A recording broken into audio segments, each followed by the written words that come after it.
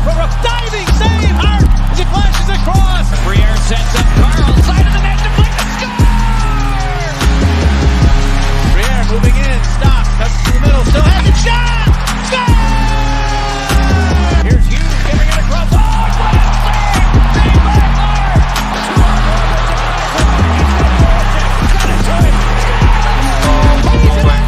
Short-handed mid. He scores! Up top, cruising is Provorov. He scores! Ivan Provorov!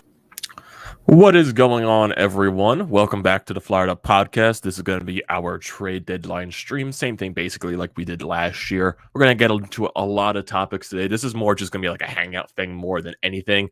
We'll discuss some Flyers. We'll talk some NHL as the trades happen throughout the rest of the deadline.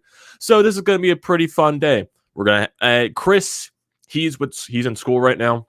He's in Temple. He's going to have some classes. I don't want to force him to miss those. So if he joins, he joins. I'm not going to force him to.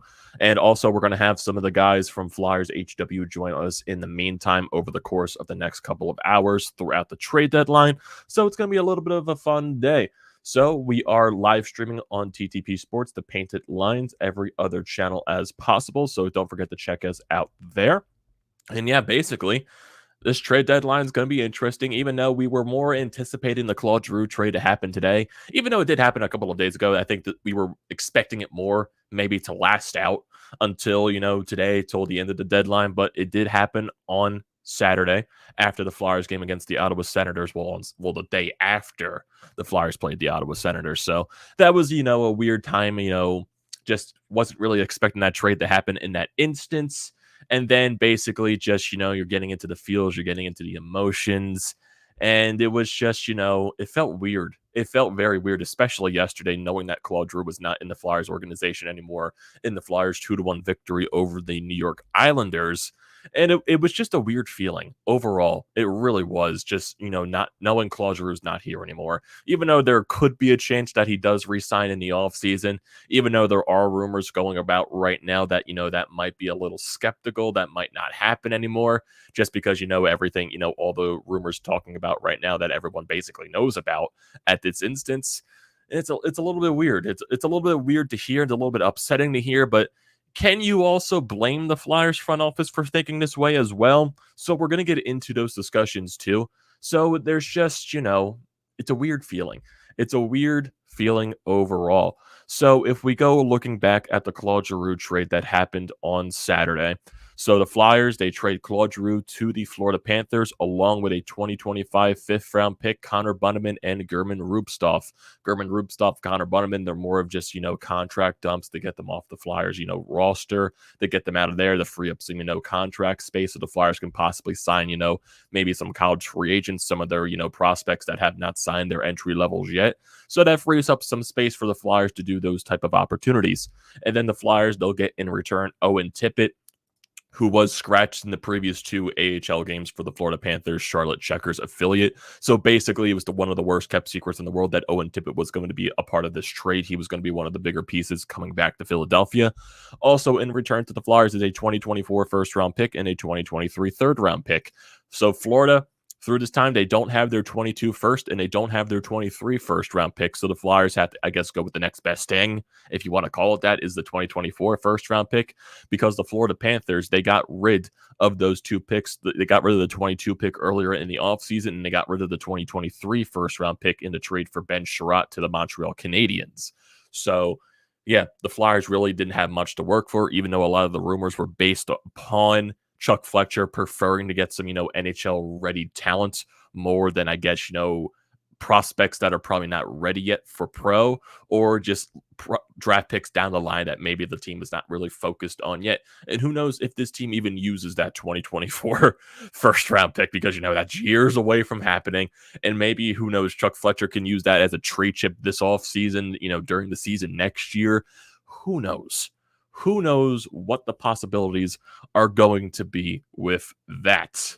Man, it's going to be a weird thing. And it's also, Claude Giroux is now partnered up once again with Radko Gudas, who played for the Flyers a couple of years ago before they traded him in the Matt Niskanen trade. And also the Florida Panthers got Robert Haig from the Buffalo Sabres for a 6th-round pick in 2022. So Robert Haig, Claude Giroux, Radko Gudas all paired up together. And that Florida team is stacked. Even before Claude Giroux, they're stacked now. And there's even rumors that Claude Giroux could play the first line with Barkov. I was just like, whoa. Putting Giroux and Barkov together, then you also have, Jonathan Huberdeau, you had Sam Reinhart, you got Sam Bennett, you got all these guys, you got Bobrovsky playing the way that he is. That Panthers team can score goals. Adding Claude Giroux to that offense, they probably even scoring more goals. My goodness. Interesting. Just very, very, very interesting. And it's going to be a weird time, Florida, I don't think they play until Thursday or something like that. I think their last game was Saturday or it was Friday. And now they don't play until this Thursday after the trade deadline. So there's going to be a little bit. Ben Sherratt is rumored to make his debut on that Thursday. Nothing really about Claude Giroux yet. They really even haven't stated, when he showed up for practice or anything like that. So who knows how long that is going to take.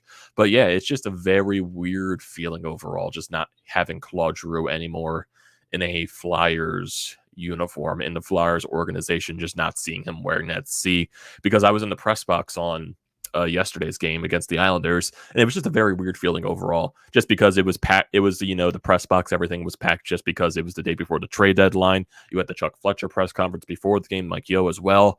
And I was there at the Chuck Fletcher press conference, and it was a very weird feeling because of all the rumors that were going about before, that game happened, all, the insiders getting the information and talking about what actually transpired during the Claude Giroux trade. We're seeing a lot of that from Anthony Sanfilippo. He had a Twitter space the day before on Saturday night, and he brought up some interesting information about, possibly during that entire trade talk between Fletcher and Claude Giroux, there was a little bit of animosity. There was a little bit, bad blood. It's very, very interesting to see, because it does sound like, from what Anthony Sanfilippo said, and a lot of the other Flyers insiders have been getting this information too, that during the trade negotiations, Claude Giroux wanted to make sure that the Flyers, he wanted to resign in Philadelphia, and he wanted, to ask Chuck Fletcher if he was planning to do that. And Chuck Fletcher basically, during those discussions, Chuck Fletcher said, no, we don't want to resign you.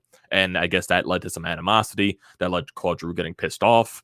And even though they were talking about, maybe that led to, only choosing Florida as one team, strapping the Flyers, to only get one situation to get, maybe as little as return as possible. I don't think it led to that type of scenario, because Claude Giroux even though there were rumors that, the Flyers did talk to other teams and stuff like that, but it's talked about that, Claude Giroux only gave the Flyers to Florida Panthers as an option. That's the team he wanted to go to, which I can definitely understand in that scenario, because Claude Giroux, he gave everything to the Flyers. The Flyers have to, accumulate to, his needs, because he's given so much to this organization. It would only make it right if they give him the destination that he wants to go to, which is very understandable. And for, even though I don't blame Chuck Fletcher at the same time for if that is true, because during the press conference, he was denying all that possibility of the argument. There was no animosity between him and Claude Giroux, which, kind of sounds like a lie, because a lot of the insiders were talking about that, and a lot of the insiders do know. So that's very interesting. That's very interesting if, that actually happened, which, it probably did actually happen. And we just got to wait and see, what happens this offseason. Does Claude Giroux actually resign with the Flyers, or does he go somewhere else? Who knows? Because also the talks were, discussing at the same time with Anthony Sanfilippo. He doesn't think Claude Giroux is going to resign with the Flyers unless Chuck Fletcher does get fired. And who knows how much longer the leash is on Chuck Fletcher, because who knows if he could be fired during next offseason. Well, not the next offseason, during the season next year, before the season even starts. Even though I do expect him to, really just, I'm trying to think, because they're going to go through this offseason. They're going to go through whatever they need to do. And does Chuck Fletcher get full reins about that? Does Danny Briere have any say? Does any of the other people in the front office have some type of say? Like, seriously, how long is this leash on Chuck Fletcher? Would Dave Scott be willing to pull that trigger and fire him and then put, someone like Danny Briere in the front office? I have no idea. As the GM role, I have no idea. Dean Lombardi, I have no idea. So It's going to be an interesting offseason. It's going to be an interesting trade deadline because a lot of other NHL trades happen, and there's still some moves for the Flyers to make. Justin Braun is on the market. We all know that. He was scratched yesterday in the game against the Islanders.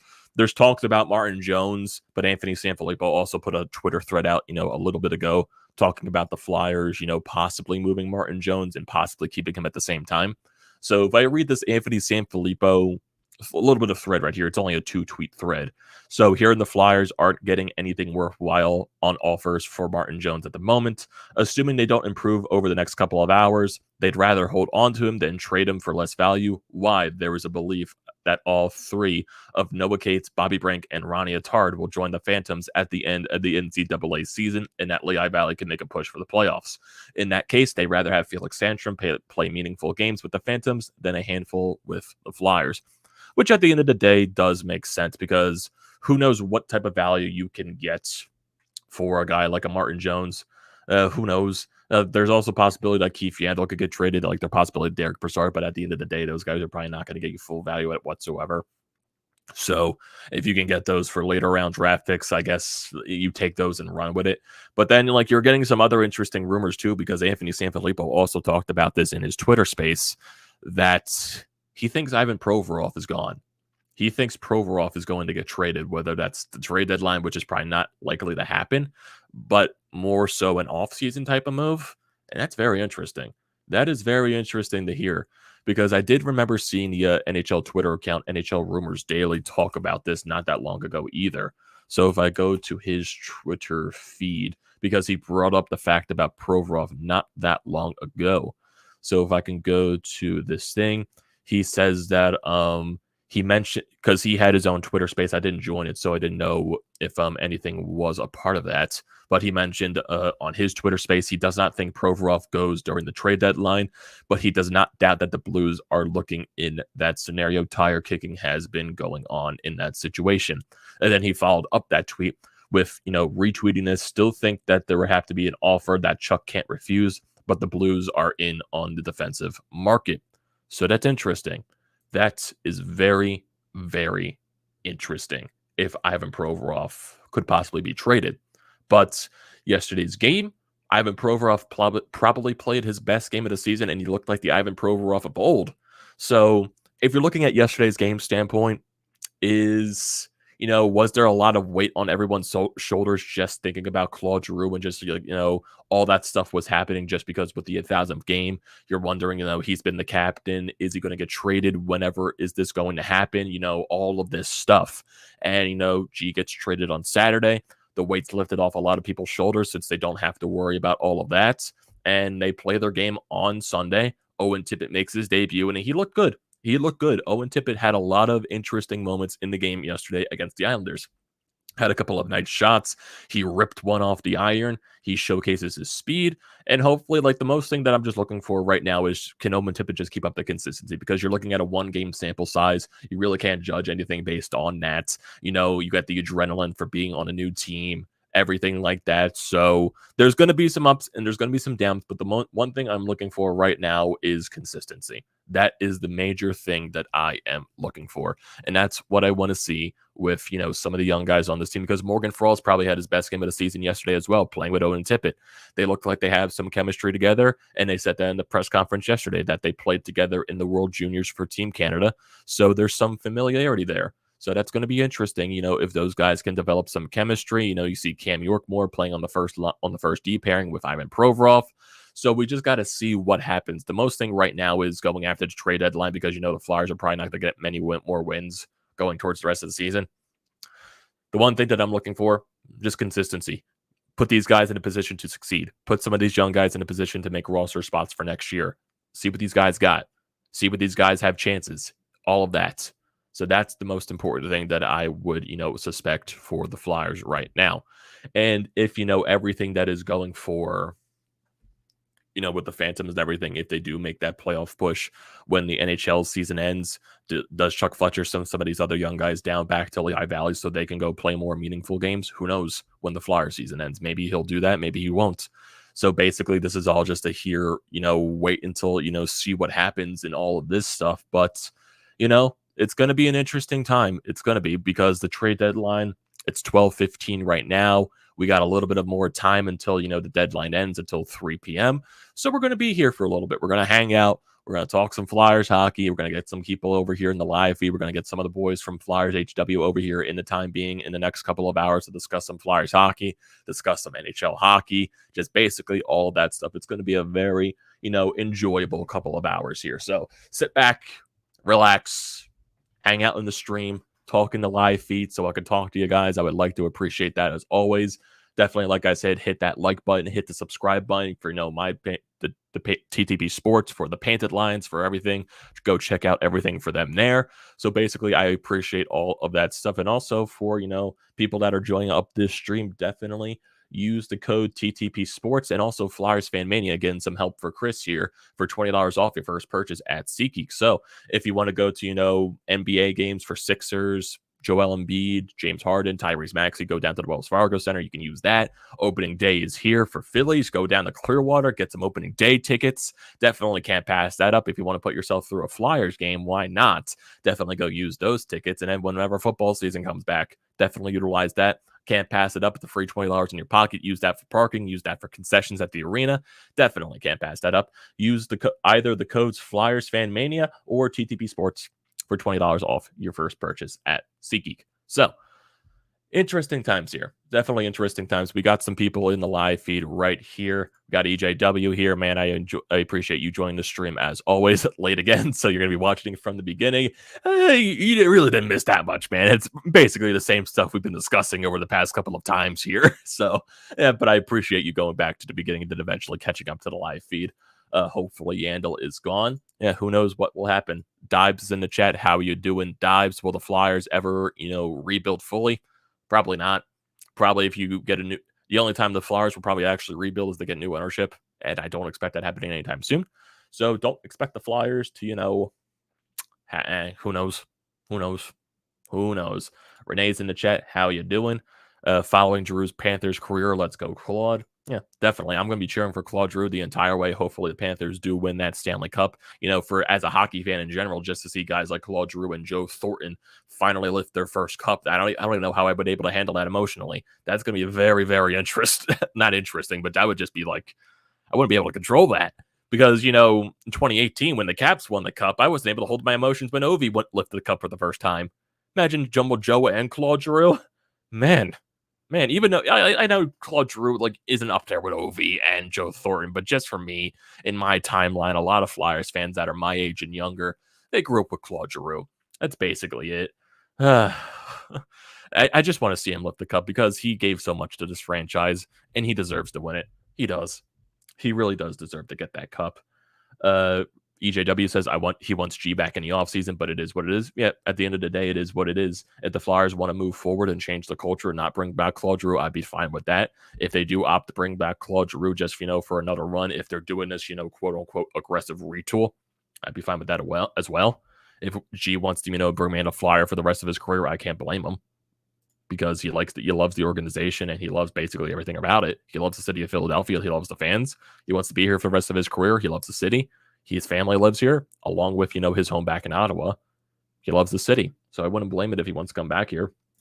Renee says it feels like losing Eric Lindros.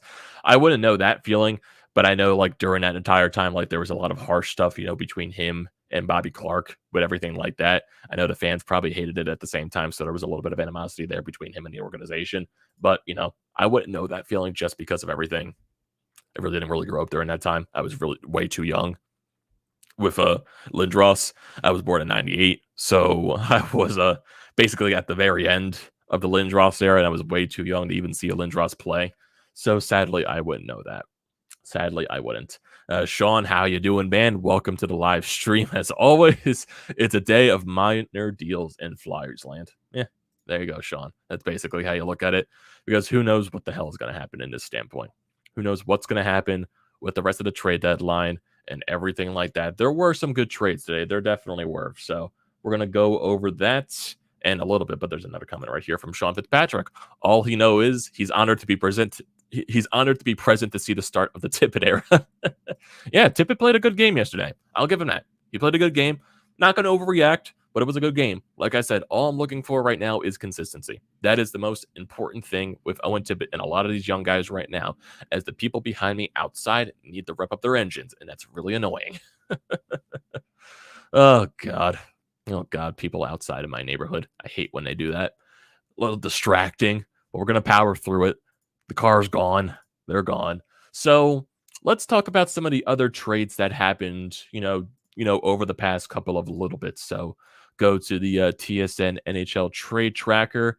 So, some of the other big trades that happened, like even before the Claude Giroux trade, like you see the Ben Sherratt trade going to the Florida Panthers for a first-round pick, fourth-round pick, and I don't even know, Tyler Simlanik. I don't even know how to pronounce that name. You got Yarncroc going to Calgary. You got Brandon Hagel going to the Tampa Bay Lightning for 2 first-round picks for Radish and Kachuk. You get Hampus Lindholm going to the Boston Bruins for a first and 2 seconds, Vakanainen and more. So, and also Hampus Lindholm re-signs with the Boston Bruins for an 8-year contract. So that's very interesting, a sign and trade in that scenario. You get the Claude Giroux trade. You get good old Bobby Hagg going to the Florida Panthers. And you get the trades that happened yesterday as well. Mark Giordano goes to the Toronto Maple Leafs from the Seattle Kraken. And then one of the other big trades that happened this morning, and I really wasn't expecting this, even though he was technically on the market, Marc-Andre Fleury goes to the Minnesota Wild for a conditional second-round pick. And it sounds like, with the conditional second-round pick, it sounds like it'll become a first-round pick if the Wild go to the Eastern Conference Final and if Fleury is involved in at least 4 of their wins. So if Fleury is their starter for the first round, boom, that's a first-round pick for them easily for the Blackhawks.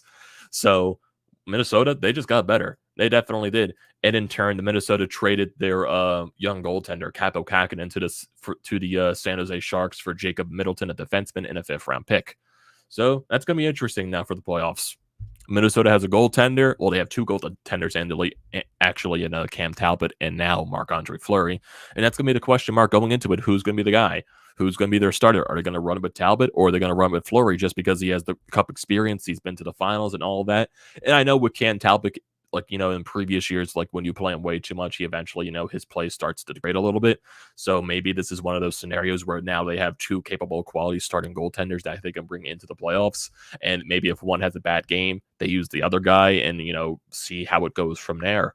So this is going to be very interesting. And there's also some more rumors out there, but we just got to wait and see, when, the curtain crumbles on a lot of those trades, because we're still waiting for, maybe a Justin Braun trade to come out there. We're still waiting for a lot of everything else. So, and basically right now there's been a lot of jokes out there, because when Kevin Weeks breaks trades on Twitter, he always has a different background behind him. He always seems to be in a different place. So he was in a barber shop for one of the trades. He was in the basement of the arena for one of the trades. So it's a weird situation. It's very funny. And people are just making jokes right now of screenshots of Kevin Weeks being in different locations every time. He's in in a baseball stadium or something like that. He's in these weird fantasy lands or something like that. It is just kind of funny jokes there that people are doing on Twitter. So it's very funny. Sean says that if Tippett puts the puck in the net and gives consistent effort, fans will like him. Yeah, definitely. I agree with that wholeheartedly. We got Rich in here saying Fleury to the Wild equals W. Yeah, that's a really good trade for the Minnesota Wild, and I wonder what's going to happen in that instance. We also got Rich saying, what do you think happens to Braun? Right now, the teams that are interested that I've heard of are the New York Rangers and the Edmonton Oilers. So I saw that from Anthony DeMarco of the 4th period. So I'm wondering what's going to happen on that instance. I feel like that's going to go down till we never know the end of the trade deadline, whatever is going with that. So we're basically just going to have to wait and see. Braun, right now, they're saying the capacity, if the Flyers get a 2nd-round pick for Braun, that'll probably be that'll probably be the done deal if they can get a 2nd-round pick for Justin Braun, because you're not going to probably get that much value for him. Even though he is a good serviceable defenseman, you're probably not going to get that much for him because, he's not a top pairing guy. And basically, it's going to be interesting. Going to be very, very interesting to see what happens in that standpoint. Ryan says a lot of 1st and 2nd-round picks are being moved, so Braun should definitely get at least a 2nd, right?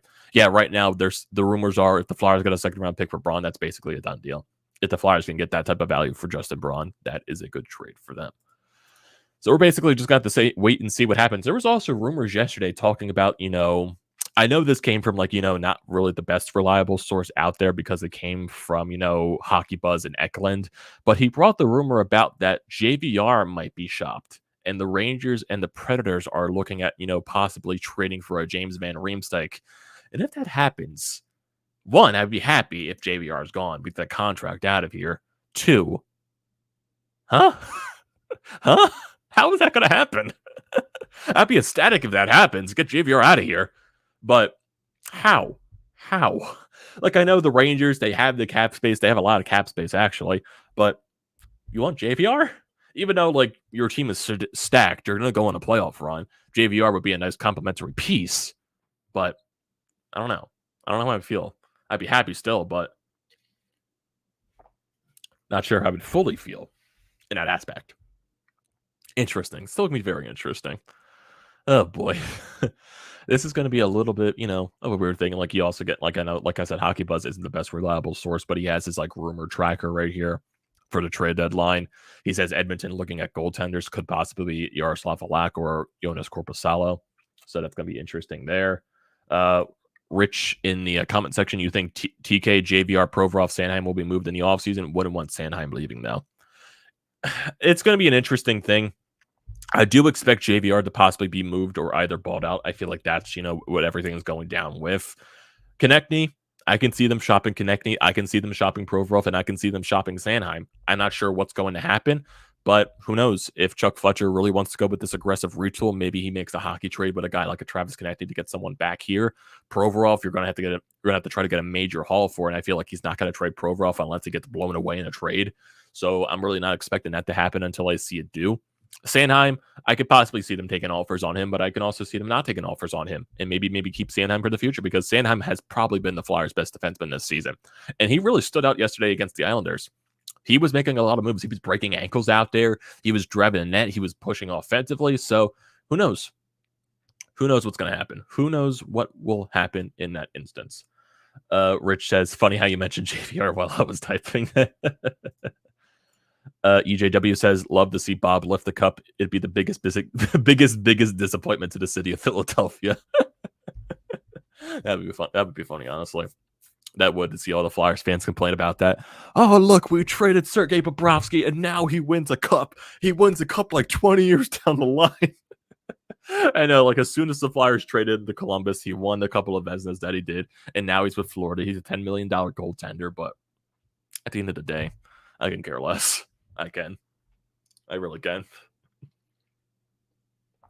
At that instance, with the Sergei Bobrovsky trade, I know people want to blame Holmgren for that instance, but like, I feel like you could throw a little bit of blame to Ed Snyder in that scenario, because the 2010-11 season when Bob was the starting goaltender and you went through that major goalie carousel in the playoffs with him, Boucher, and Michael Leighton, and then Ed Snyder comes back the very next season, says, I never want to do that whatsoever. And then you trade Richards, you trade Carter to free up that cap space to sign Ilya Bryzgalov to that monstrosity of a contract. Yeah. So, there's a little bit of blame to go both ways in that scenario. And, at that scenario, when you sign a starting goaltender and Bobrovsky comes over to the Flyers to be a starting goaltender, you never know. You never know. Rich says, Kings and Penguins in on Garland right now. Larkin did not skate today for Detroit. Oh, that's interesting. That is very interesting. EJW says Lindros was a generational hockey player. Him leaving him was like watching God get traded to Earth for an Earth person. Oh, God. Yeah, it just kind of sucks that Lindros, for all the injuries that he had, like, who knows how long his career could have been, how many points he would have scored if he was just able to stay healthy. I know the entire thing with Scott Stevens and that, dirty hit that he got in the playoffs in Game 7.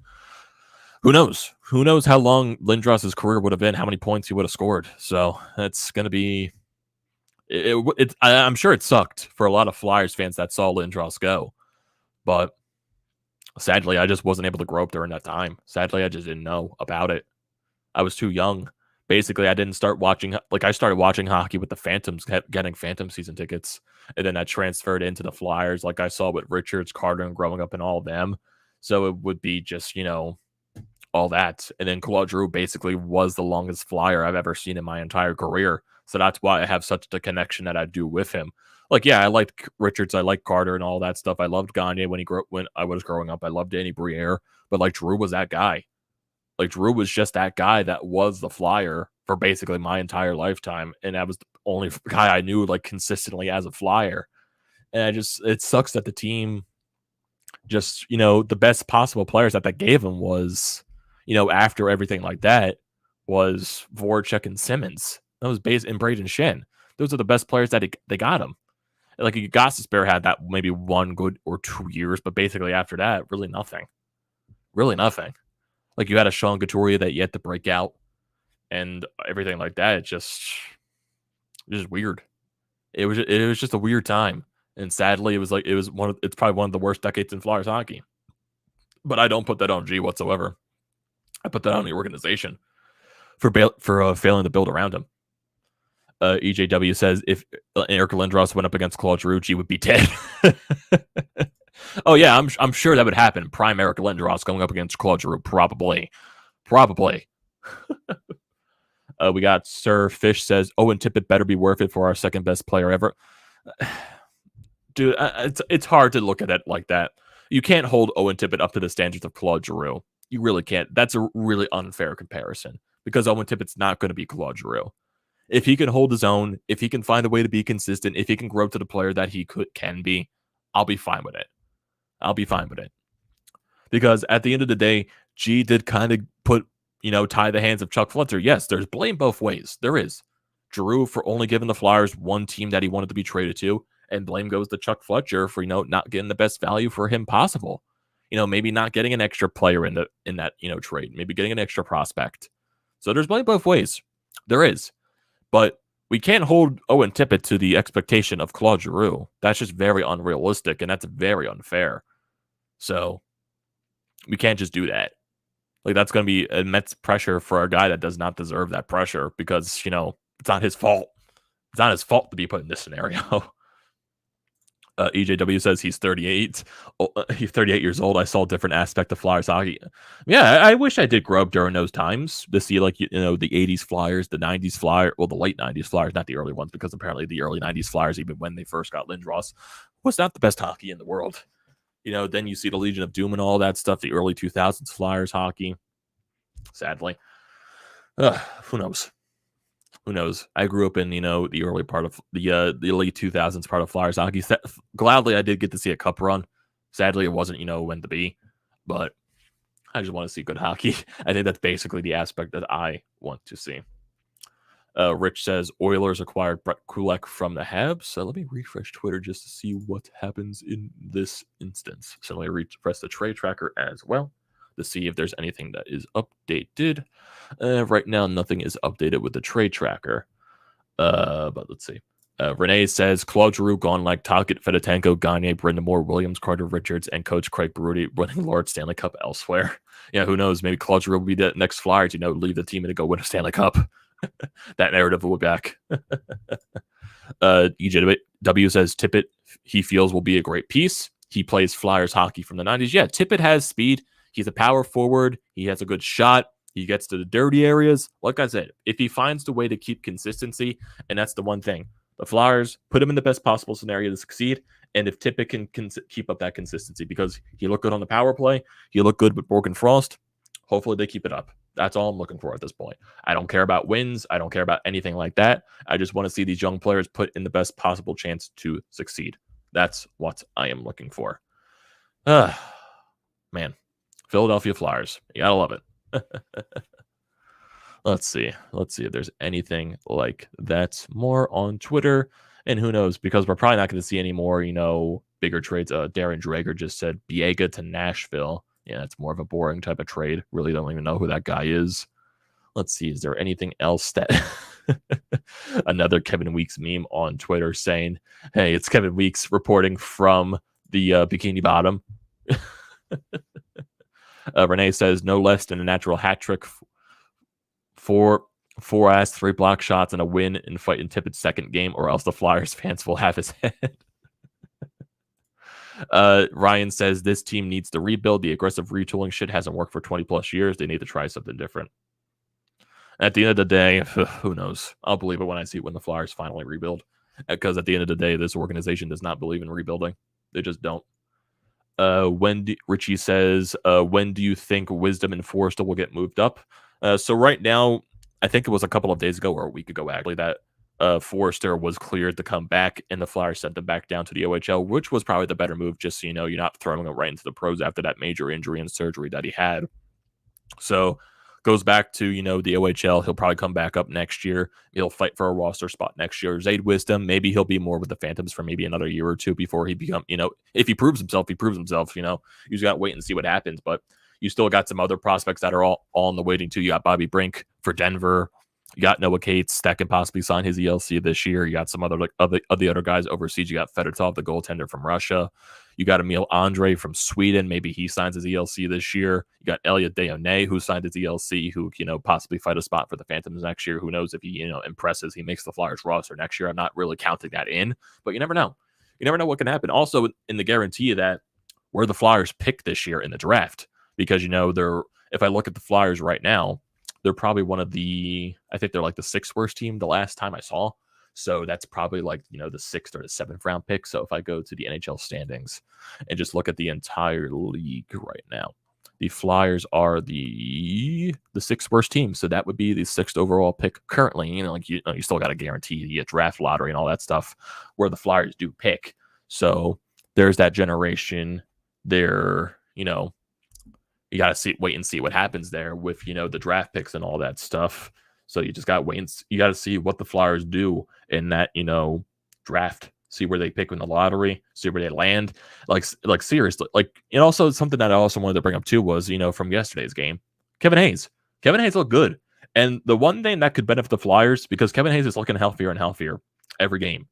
If you could get a healthy Kevin Hayes for next year and then a healthy Sean Couturier, and then say if you do land the first overall pick somewhere like there and you draft a guy like a Shane Wright, who's a center, if you could have a 1-2-3 punch of possibly Couturier as your first, Hayes as your second, maybe Shane Wright as your third, it's not that bad going in the next year. Like if Couturier and Hayes are healthy, it's not bad. It's not bad to think about, even if Shane Wright does make the roster next year. It's still not a bad idea to think about. Give me a little second because someone just texted me. So let me respond to them right here. Yes.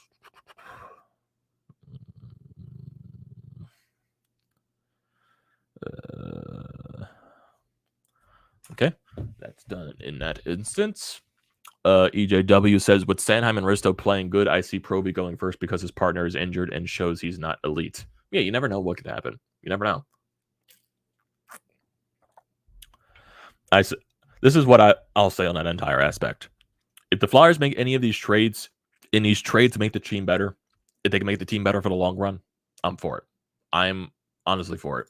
Like, yeah, would I rather not trade a guy like an Ivan Provorov just because of his upside? Yeah. But if trading an Ivan Provorov means your team does get, you know, better, who knows? Who knows? Let's see. We got a trade right here. I think right now it says, Rich says Justin Braun to the Rangers. So let's see. Here we go. This comes from Jeff Merrick. Justin Braun to the New York Rangers. That's interesting. So let's see what the return is for the Flyers. Okay, there's one. There we go.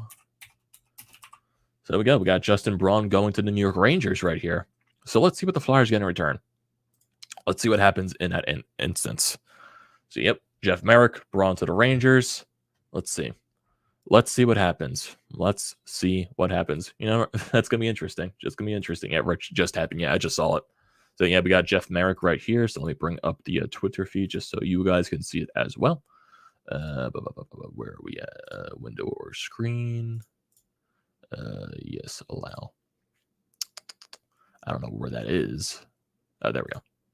Screen 2. I guess that's the screen that I'm trying to share. I don't know why it's like being weird. Here we go. So if I go here, I don't know why it's. Oh God, that's weird. So can you guys see the Twitter screen? Because okay, you can't see the Twitter screen. I don't know why it's like doing it like that. So yeah, we got Justin Braun to the New York Rangers. So let's see if there's anything else right here. There's Chris updating from probably in class right now. Yep. There we go. We got Anthony Sanfilippo waiting on the return for the trade. And I get the text from my dad saying that he was traded. So let's see what happens. Let's see. Let's see what this return is going to be for a guy like a Justin Braun. Let's see. Going to be interesting. Definitely going to be interesting. You got breaking news. Braun has been traded to New York Rangers, waiting for the details. Braun for Adam Fox 1-1. So that's going to be interesting. Definitely going to be interesting.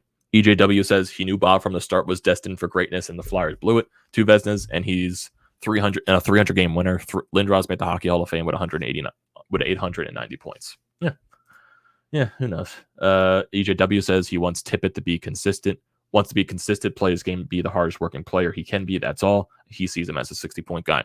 If Tippett can be the goal scorer that he's expected to be, like a 30-goal scorer, I'll be fine with that. I will be fine with that instantly. Let's see. Anything else? We got Jim from Flyers HW who's going to join the stream in a little bit. He's pissed off that Braun got traded.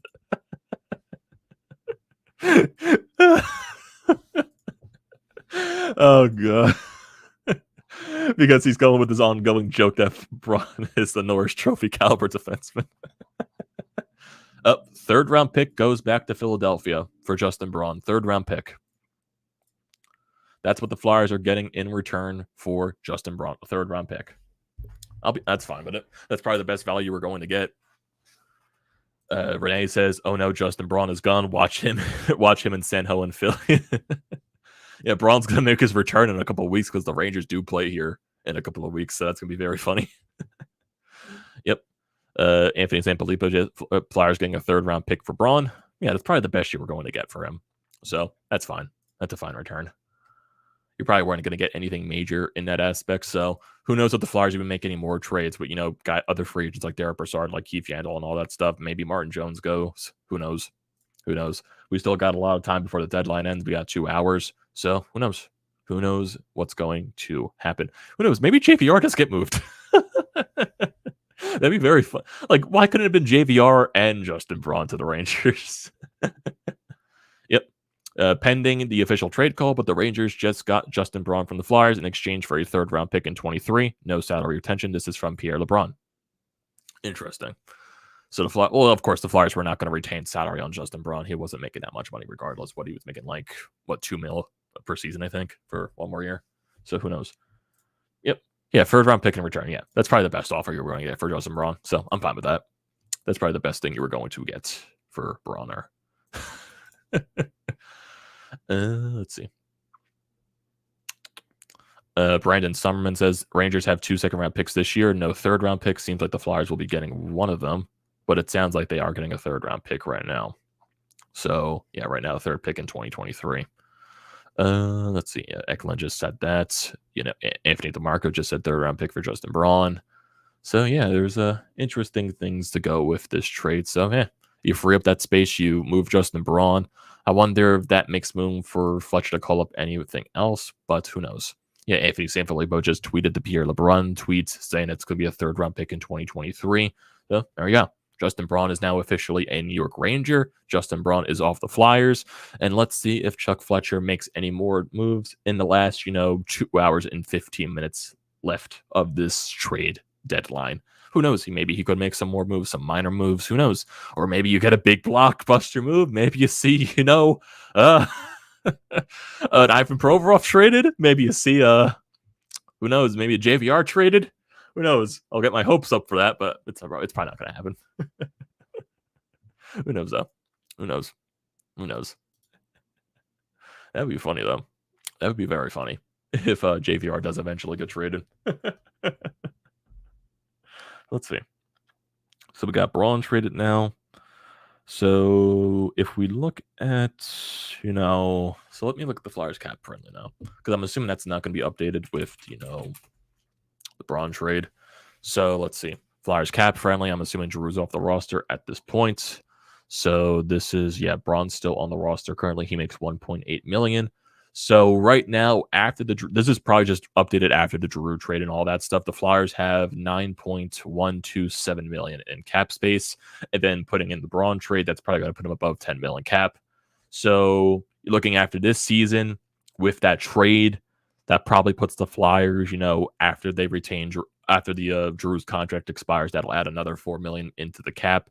So you'll probably be around the $14 million range per right now. You're just going to have to wait and see what happens if there are other trades to be made, which there definitely are if Martin Jones does get moved, but you never know what's going to happen in that scenario. So let's see. Yeah, 3rd round pick for Justin Braun. Anything else? Who knows? EJW says he wants the Flyers to trade up in the draft. Yeah, who knows? Right now, I think they'll wait and see what happens with the draft lottery. Who knows? Because they could luck out with the 1st overall pick in this scenario, so you never know. You never know. They are the 6th worst team. They have some decent odds to get the 1st overall pick or go up into that top 2, because I think the new rules with the draft lottery now is you could only get up into the top 2, I believe. You can only get up into the top 2, and you can't move more than 10 spots, I believe. So I think that is, the possibility there. And if the Flyers do move up in the draft lottery, who knows?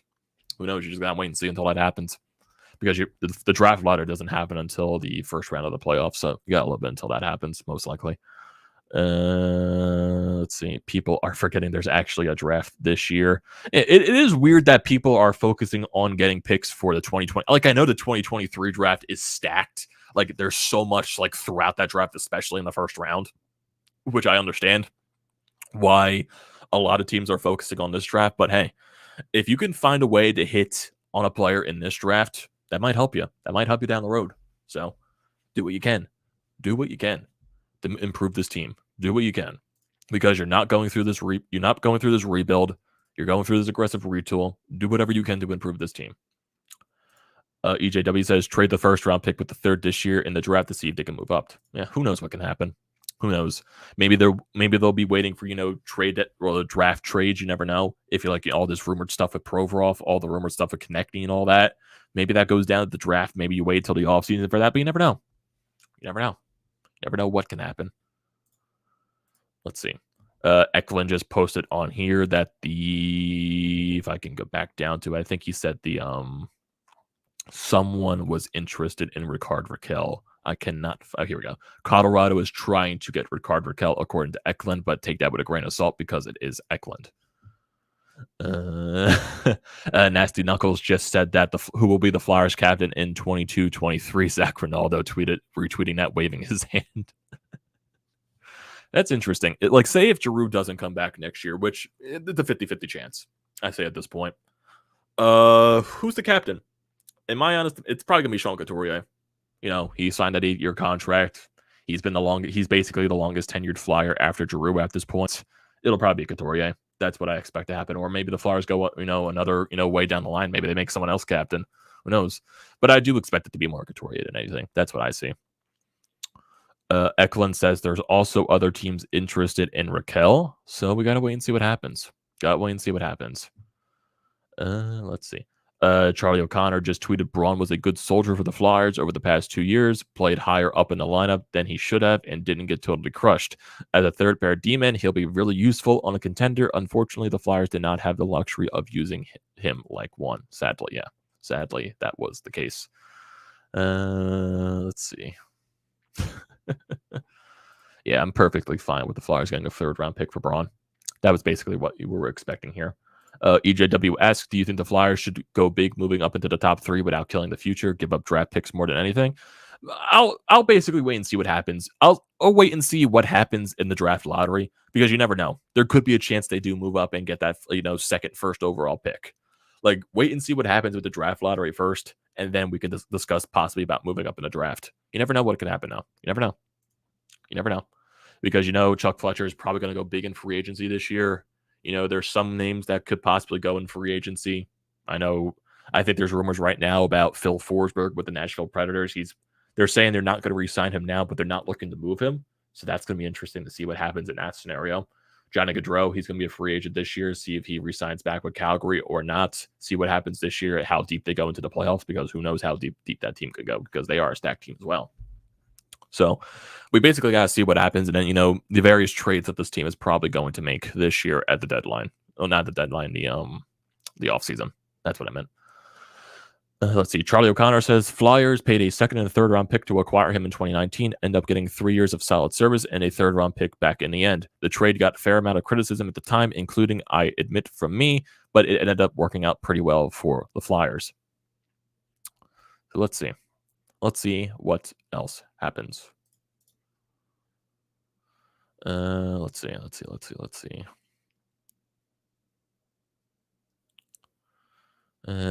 Chris just tweeted out, Braun should have gotten a second rounder. Honestly, disappointing. Flyers done for the day. We'll see. I'm fine with a third round pick. I think that's better. That's probably the best you could have gotten.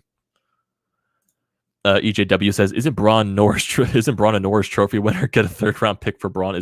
Braun is not a Norris Trophy winner, actually. He is not.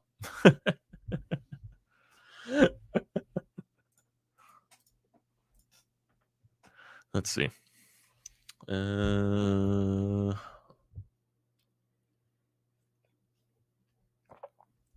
Let's see. Anything else on this interesting trade deadline day? Anything else going to happen? And the NHL Watcher guy on Twitter said that he wants to see a Mantha Verana type trade. Who knows what's going to happen at the end of this day? Who knows what's going to happen in the next 2 hours and stuff like that. So we got a good amount of time here to see what happens and more trades to see if they pop up. So we got to wait and see. Who knows, though? Who knows? Oh, boy. Let's continue this. Let's see. Anything else?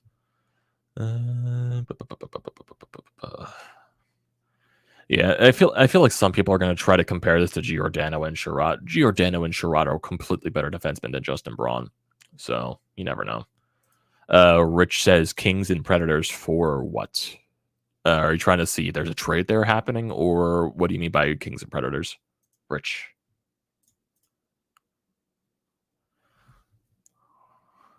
Let's see. Oh my God. Are people really going to complain about this? Seriously. Are people really going to complain about getting a third round pick for Braun? Seriously. The best he could have got you was a second round pick. I am completely fine getting a third. Completely fine. Completely fine. Charlie O'Connor says he thinks Zamula will get a look at some point, but he's not necessarily expecting him to get called up and play every NHL game for the next month. They're still a bit concerned he won't hold up physically for an extended period of time in the NHL yet. Still needs to bulk up more.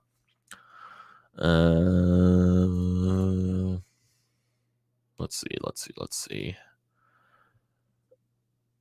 EJW says, any chance Johnny Hockey for $190 million? Who knows?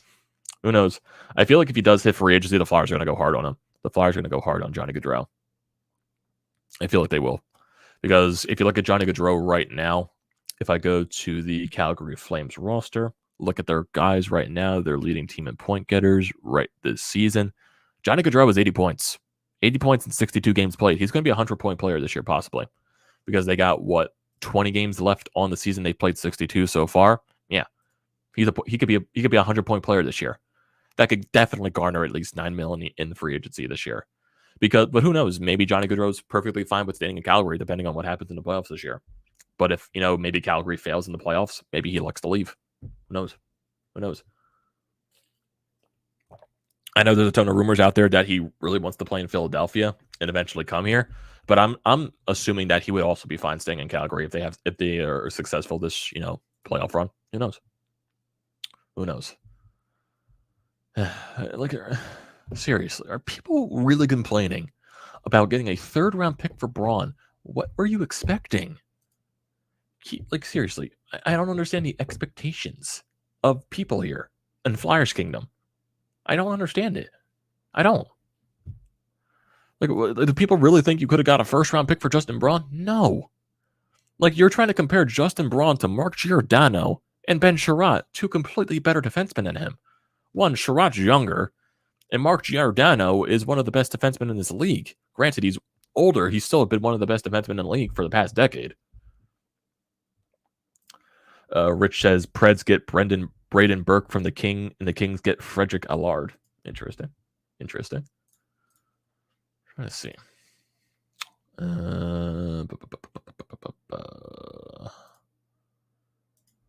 Interesting. I don't even know why. People are just complaining right now. Of course, there's gonna be those sheer Flyers fans that overvalue their players, but if you're really thinking you could have got more for Justin Braun, I don't know what you're trying to think at this point. Like seriously, like third round pick is a solid return for Justin Braun. A third round, it's solid. I don't know what you were expecting. Like, yeah, best possible you could have got a second round pick. I'm fine with the third. I am fine with the third round pick. You were never getting close to a first, though. You were never getting close to that. So yeah, now after this Justin Braun trade, the Flyers are probably going to have above 10 million cap space now. Even though I'm assuming, Cap Friendly hasn't updated that yet. So I'm going to wait for Cap Friendly to update that scenario.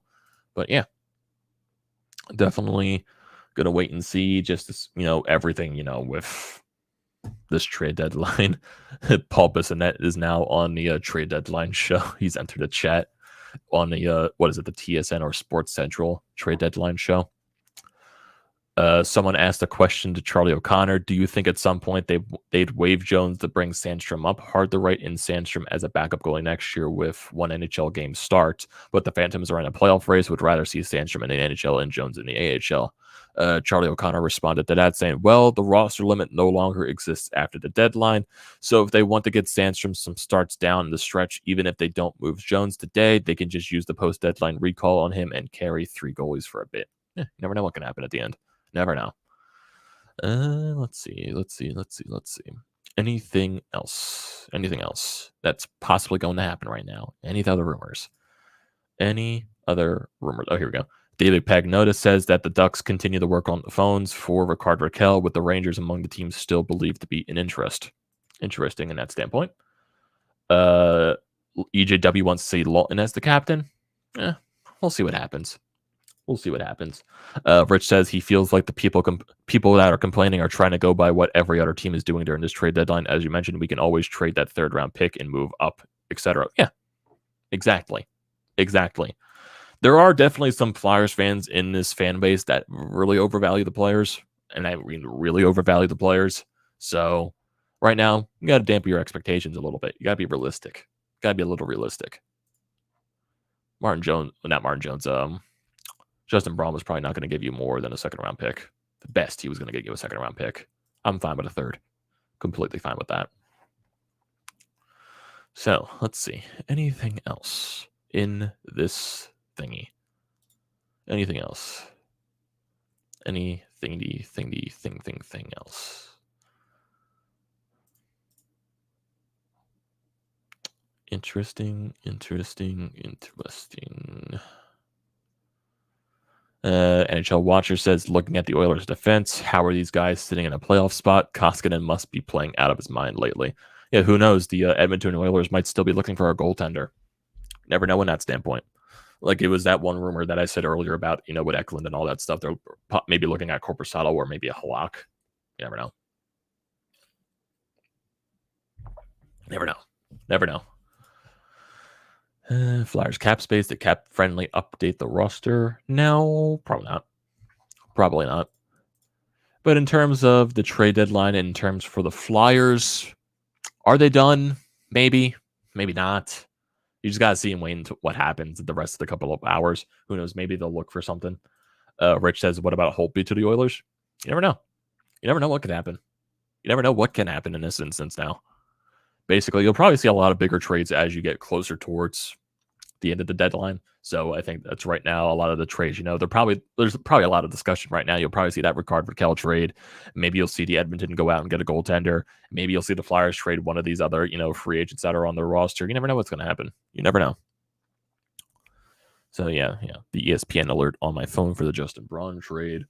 But so far right now, the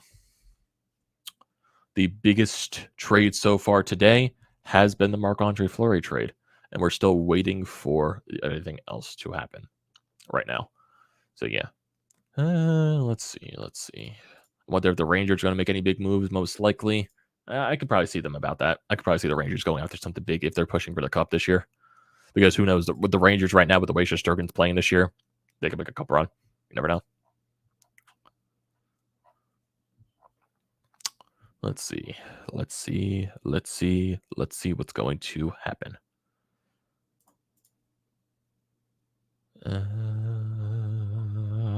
Anything else in the trade deadline world? Probably not. EJW says that if Jones gets traded today, who would you like to play with Hart the rest of the season from the minors? Joking about Braun, he couldn't spell defenseman of the year. Oh god. If Jones does get traded, it'll probably more of a Sandstrom or something like that does get called up. I don't think a guy like an Erickson gets called. It'll probably more Sandstrom than anything that I would believe would get called up. I feel like the Flyers are trying to get over and get Fedotov from Russia to come over here to sign his DLC. So you never know what could happen. But I do believe if Jones were to get traded, I do believe it would be Sandstrom in the backup for the Flyers. That's what I would think would happen. Let's see. Richie says that Jake DeBrusk sign and trade. That could possibly happen too, because he did sign a contract with Boston. What was it, like 2 years or something like that at $4 million per season, which is weird. Is it going to be like a sign and trade or something like that? That's weird because he's been requesting a trade for a while and he still wants to be traded out of Boston. So who knows? Yeah, wonder where he goes. Who knows? Who knows? Guys are still joking with the the Kevin Weeks jokes with the trade deadline. That's funny. Let's see. I think the Phillies are starting their games right now too. I think they're playing it with the Yankees today in Tampa. So that'd be interesting to watch. I wish I'd be able to watch them right now, but I doubt they will because they know, who knows, they're probably not even showing it on television. Oh, they are. They're showing it on MLB Network. Interesting. Can I watch that, or is it going to be blacked out? Okay, they actually are going to show it. Interesting. But right now, I could wait for more Phillies spring training games down the line. Right now, the most important thing is the NHL trade deadline to see what the Flyers, if they do anything else. Who knows? Who knows? EJW says Braun is worth a third-round pick. Yeah, I am perfectly fine with that return. Perfectly fine with it.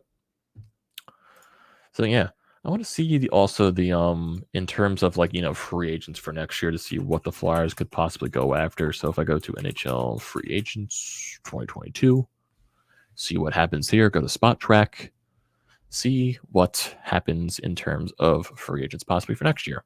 To see what the Flyers could possibly go after. Okay, here we go. Let's go to positions. Let's go to the forward position for now.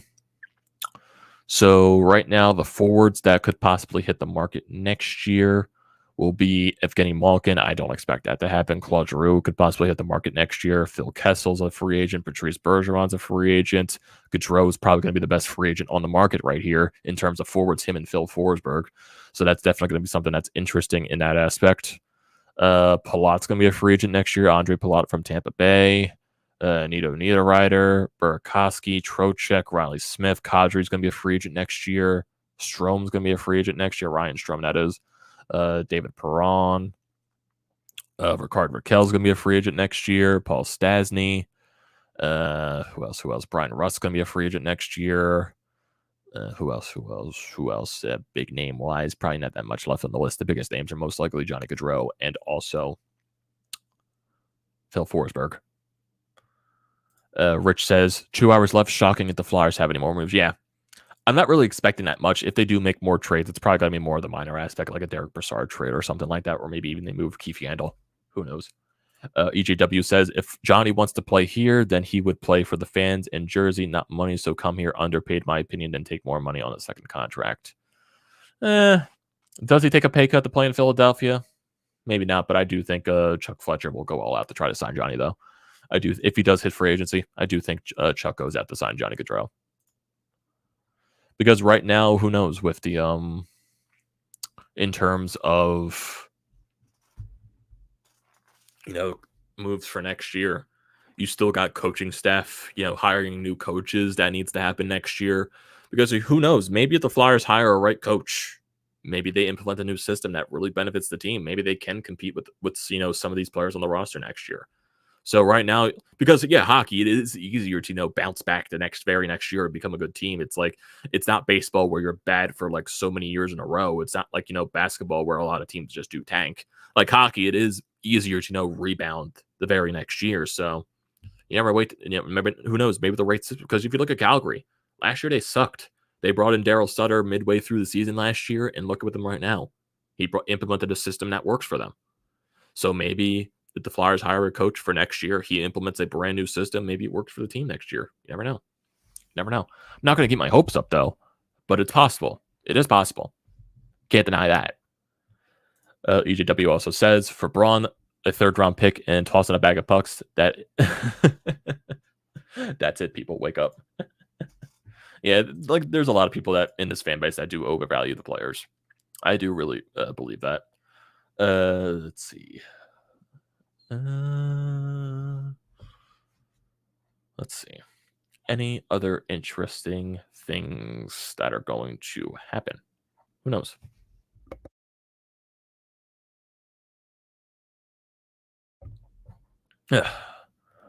Let's see. Anything interesting? Interesting. Come on, boys. We need some big trades. We need some trades here to discuss. Come on, NHL. Come on.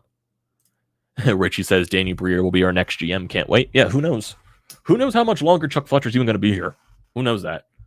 Who knows if, the leash, how long that's going to be, how long, if he's going to be here, by winter next season, if the team is bad next year, who knows? Who the hell knows?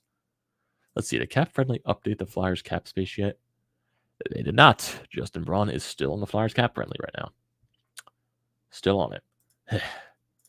And look at the defenseman free agents next year. Let's see what that in terms is going to be. Yeah, because I think all of the defensemen on the free agent list this year are a lot of older defensemen. Really not that many big names. I think the biggest name on the defensive market next year is John Klingberg. Yeah. PK Subban. Yeah, no thanks. Letang, I don't see him leaving Pittsburgh. Giordano's going to be a free agent after this year.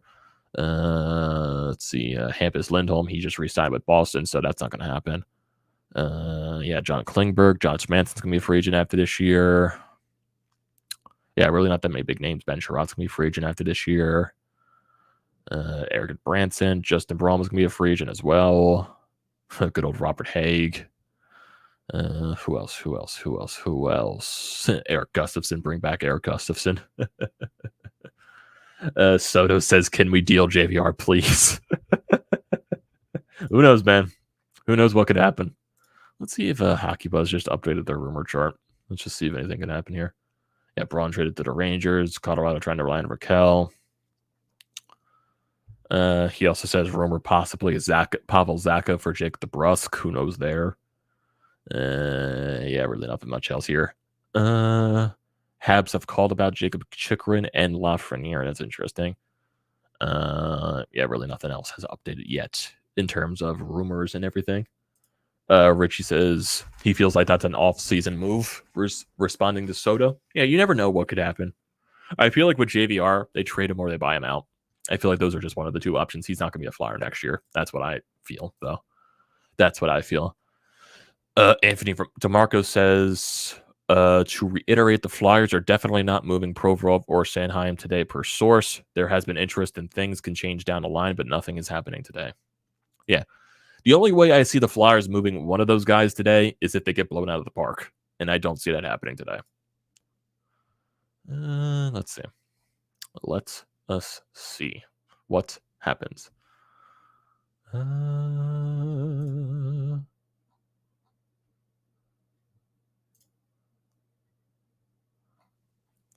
Hey, who knows? In terms of like talking about captains next year, what if, because Claude Giroux had a lot to say about Joel Farabee.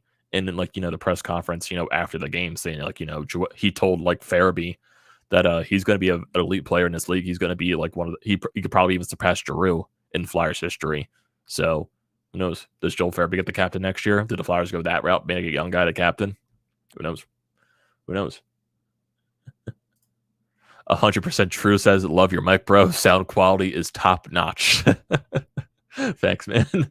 Thanks, man. I appreciate it. Wasn't expecting to comment like that, but still, I appreciate it. All the love there. Oh, man. Renee says, it's all workout to look. The new look rebuilt Flyers next season will be exciting. Still love my team this year, considering the bad Claude Giroux trade return. Yeah, you never know what could happen next year, man. You never know. Flyers until we die. The Phillies just released their lineup for Tampa Bay. Let's see. Matt Vierling, Gene Segura, Bryce Harper, JT Realmuto, Rhys Hoskins, Didi Gregorius, Adam Hazley, Mickey Moniak, Hans Krause is going to be the pitcher today. I wonder when Kyle Schwarber makes his spring debut for the team. Who knows? EJW says he's impressed with the Phillies signings. Ryan says, I just don't think Giroux hits free agency with the season they're having. I think it really depends on what's going to happen in the playoffs this year, man. I really think so. Because, Calgary, like, they've had really good teams in the past as well, even over the past couple of years, and they failed in the playoffs. So I do feel like it depends on what happens in the playoffs this year. But like I also always said, I don't think Giroux minds staying in Calgary. I don't think he would mind that at all if they give him the right contract. I don't think he would mind it. Because at the end of the day, he also is, like, the face of their franchise. So you never know what can happen. What else? What else? Man. Also, like, in terms of the Philly signings, I just can't wait for opening day. I just can't. I got opening day tickets. It's going to be a fun time. Can't wait to see Schwarber. Can't wait to see Castellanos. Man, it's going to be fun. It's going to be so fun. Man. Anything else? Anything else that's going to... Okay. David Padnoda says that he retweeted the Anthony DeMarco thing about Provorov and Sanheim.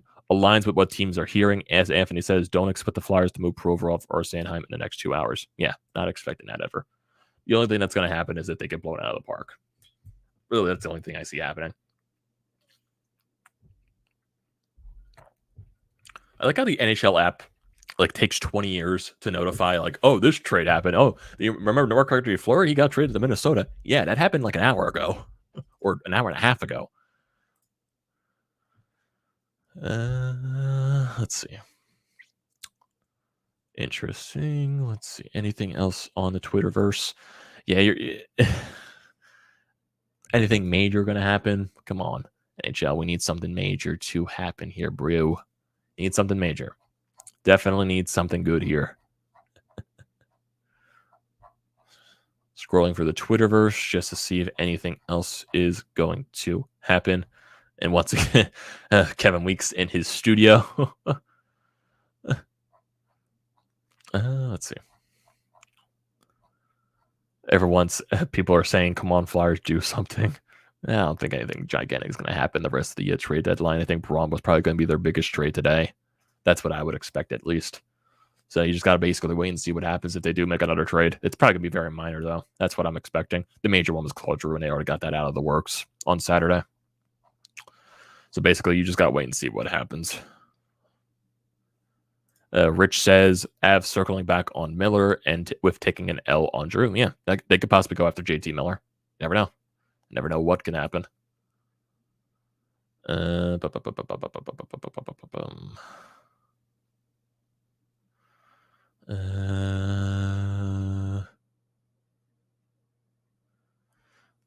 yeah, there's also a possibility that the Flyers send down Tippett, York, and Frost to Lehigh Valley before 3 p.m. so they could be eligible for the playoffs in the AHL. I feel like you're probably going to be seeing that eventually when that happens. So, get that. I guess be prepared for that, for Chuck Fletcher to send down Tippett, Frost, and Cam York so they could be eligible for the AHL playoffs for the Phantoms so they can make their push. Actually, go to the AHL. Let's just see what the Phantoms are doing right here. We go to Lehigh Valley Phantoms. Just see what they are right now. See their record and the standings right here. So go to their website, see how they are doing. No, Phantoms, I don't want tickets. Standings. Can I find standings here? Or is it even possible to find standings here? Let me go to let me just go to AHL.com then, because it'll probably be better. American Hockey League standings. There we go. Let's see how the Phantoms are doing. The Phantoms are currently in last place in the Atlantic Division with 19 games left. They are 22, 25, and 7 and 3. Playoffs a possibility for the Phantoms? Well, they're not really separated that much between 8th and 4th place, but I don't see them making the playoffs. But it'll nice be to send those young guys down to play some meaningful games. But who knows though? Who knows? Anything else? Come on, trades. We need something good to happen. We need something really good.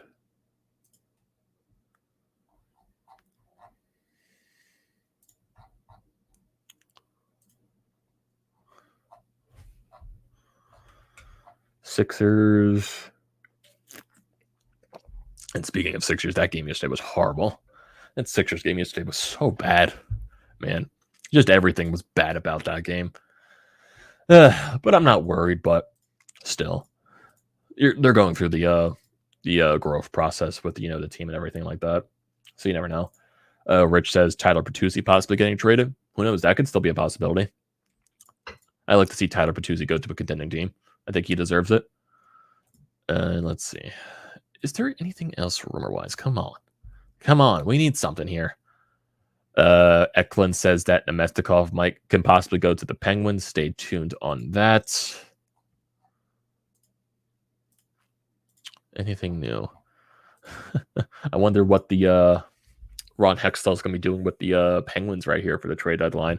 Is he going to? I doubt he's going to make anything blockbuster. He'll probably just add depth to the team. But that'll be very interesting to see what Hextall does for the Penguins. Hopefully, eventually, he does ruin the franchise there. So hopefully that's the thing.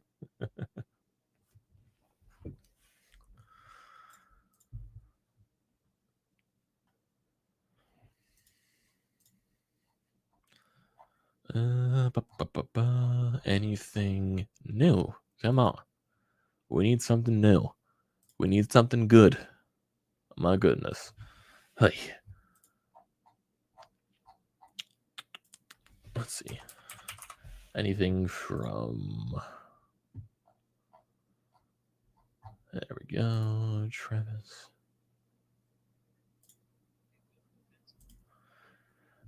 Yeah, we still got to wait for some of the Flyers HW guys to join in eventually. Right now, Jim is over with Travis Ballinghoff on his podcast live stream. So definitely, I think once he's done there, he'll probably join over this stream and talk some Flyers hockey. So Jim's going everywhere today. That's going to be very interesting to talk about. So let's see. Anything different? Let's see. We got Travis. Let's go there. Is this also? I'm assuming it's also on YouTube as well. So let me go to his YouTube and look there. He is definitely live right here.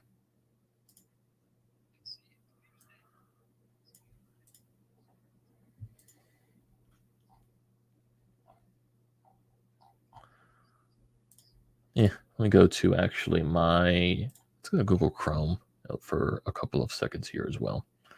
Let me go to YouTube. Go to, what's this YouTube page called? Just Travie Ballin. Okay, let me just go see what those guys are up to. Go look right there. Go there. See, he is currently live right now. Let's go.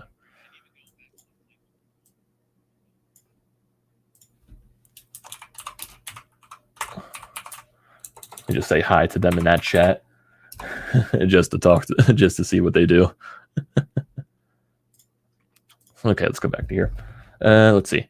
EJW says Farabee should maybe get the A next year. Don't want him C drawn on him this young. You never know what could happen. Maybe he does get the A next year. But you also got to handle like all the other leaders on this team. You got Couturier with the A right now. You got Hayes with the A right now. We got most likely I think Provorov's wearing it and Cam Atkinson as well. So you never know. Like out of those four guys, I'll probably say more likely it'll be Couturier. You never know. Scott Long can also get an A as well. But I think more likely than not, it'll probably just be Couturier to be the safe bet to be the next captain. So you never know.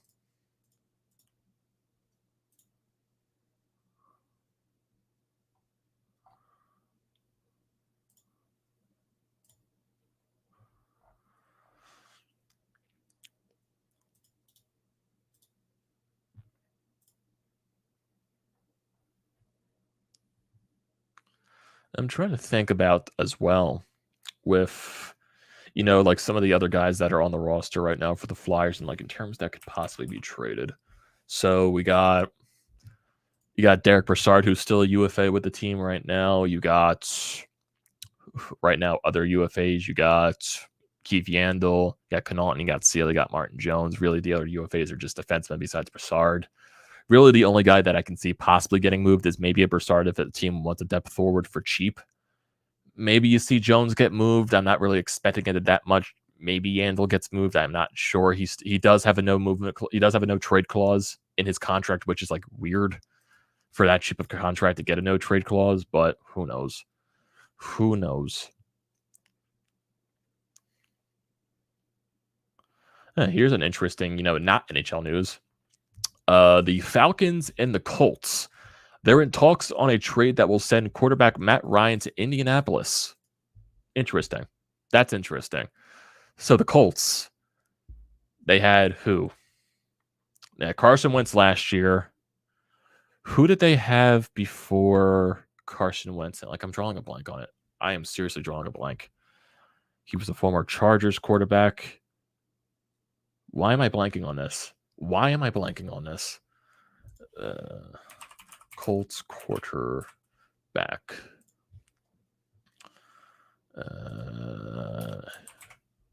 Trying to think. Phil Rivers. That's who it is. That's who I was thinking of. I was like, so they go from Phil Rivers to Carson Wentz and possibly Matt Ryan. That's weird.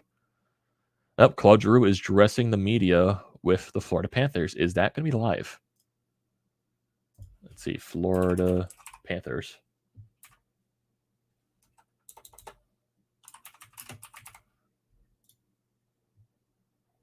Is this live?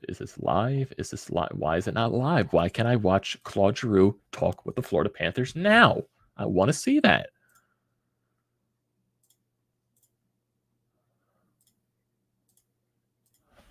Let's see. Are they streaming it on their YouTube page? Panthers. Can they stream it on their YouTube? Can I watch Claude Giroux live? Do they not have a YouTube page? It's not. Oh, come on, people. Like, why can't we talk about Claude Giroux? Why can't I watch Claude Giroux talk for the Florida Panthers? Why isn't it live on Twitter? I would like for him to see this. Why isn't this live?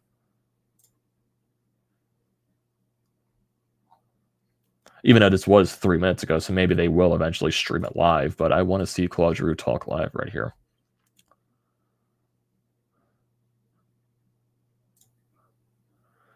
Quote from Claude Giroux saying, "My job is to come in here, blend in, and help the team win."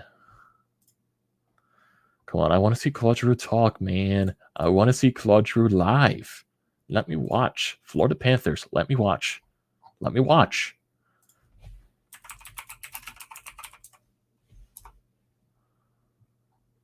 Damn you, Twitter. I want to see Claude Giroux talk live with the Florida Panthers. Come on.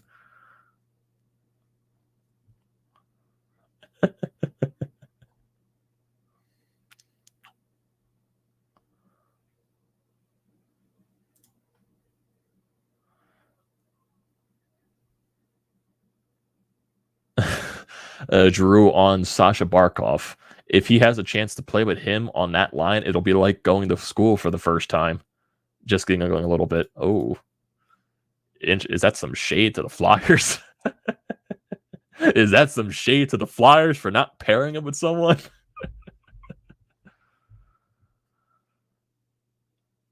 Okay, Giroux is going to make his Florida Panthers debut Thursday. Okay, that's going to be fine. That'll be good.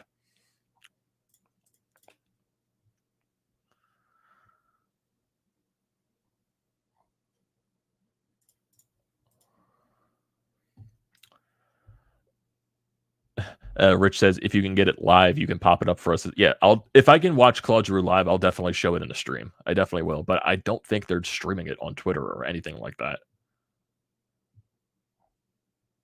I don't think they're live streaming this press conference for G at all.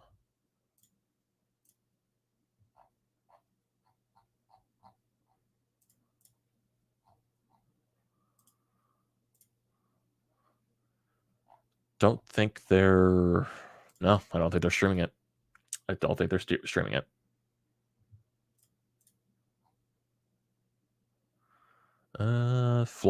Sam Carchidi just said the Flyers now have 3 third-round picks in 2023. Maybe some of those could be used for future aspects. Maybe trades. Maybe some trades. You never know. Trying to see. Is there anything else? Yeah, nothing right now in rumor territory in terms of, trades. Yeah, nothing there.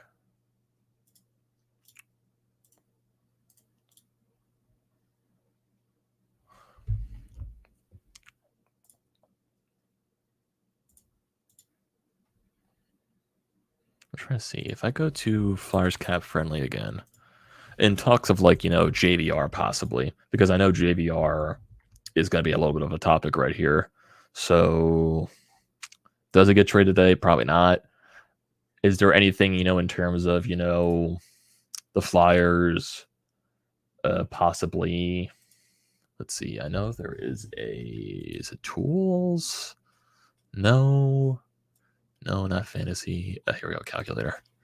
So if I go to the Flyers right now, if I go to, Flyers on cap friendly, look at some of their players. If I go to James Van Riemsdyk, if the Flyers were to, buy out a guy like James Van Riemsdyk, he's making what, $7 million on the cap for another season after this. If they were to buy him out, say this offseason, he would have 2-year hit on the cap. His cap hit in the first year would be $4.3 million, and the last year would be $1.3 million. So do you see the Flyers buying him out, or do you see them possibly trading him to, get some other, maybe an ask something in return, but who knows? I'm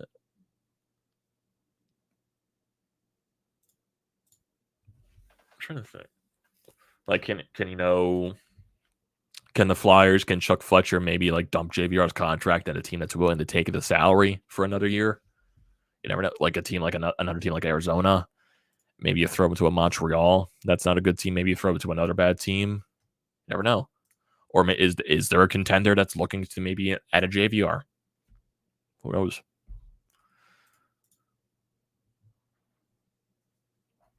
I really hate that they're not showing Giroux's press conference live. That's kind of a, missed opportunity there.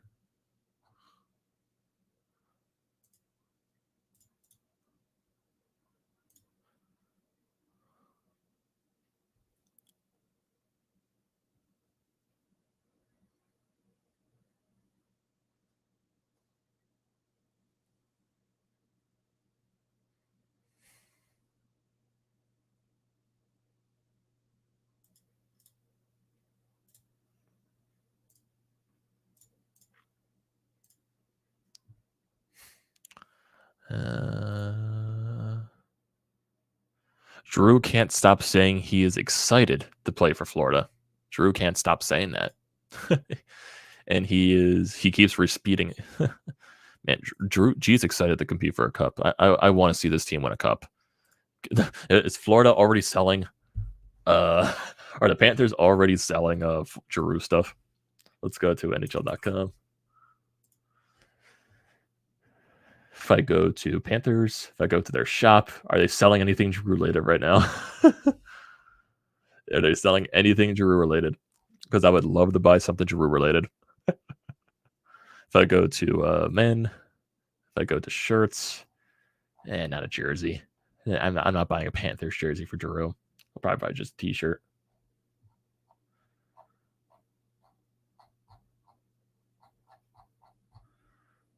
Let's see. They do have a custom shirt that's $27. Is Claude?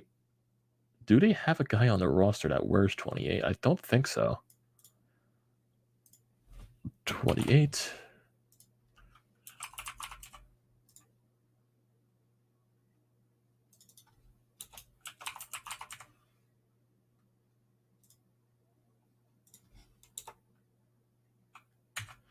Why am I not able to type in Giroux's full name? Why am I not able to type Claude Giroux's full name in here? Florida Panthers. That's stupid. That's stupid. That's stupid. Why can't I customize my t-shirt for Claude Giroux? For some reason, I can't put in the X in Giroux's name. That's dumb. That's so dumb. And they'll probably have something Giroux related, though.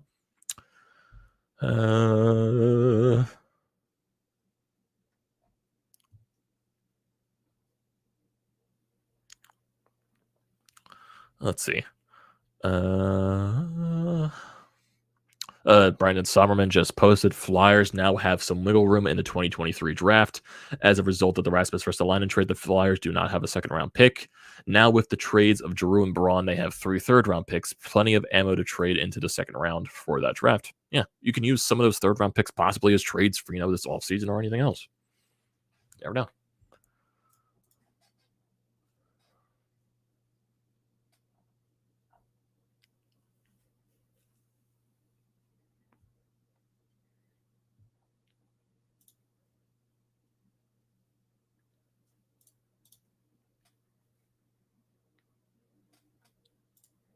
I want to see something.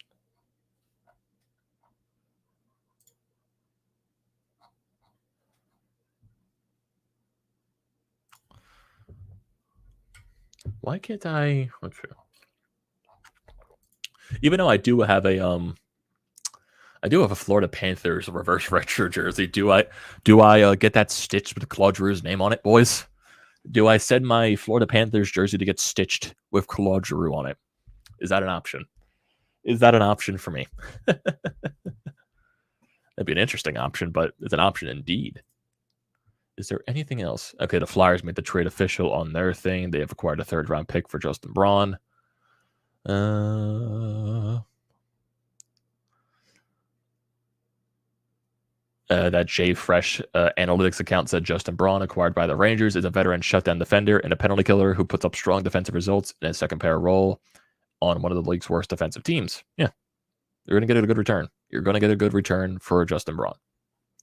The Rangers are, at least. So,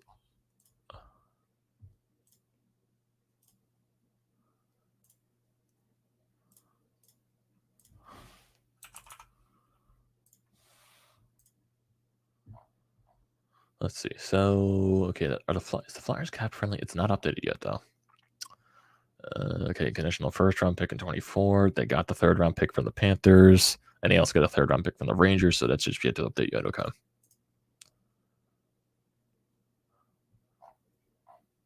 Let's see. Justin Braun trade once again.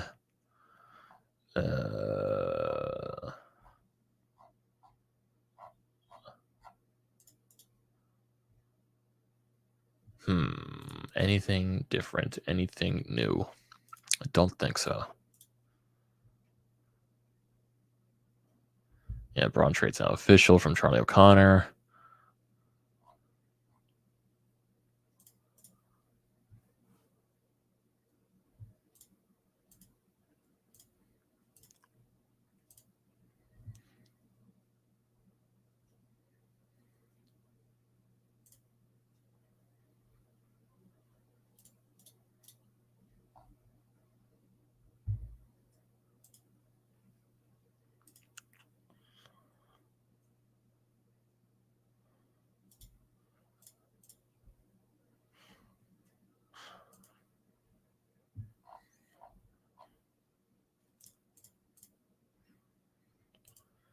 Yeah. I'm trying to wait for...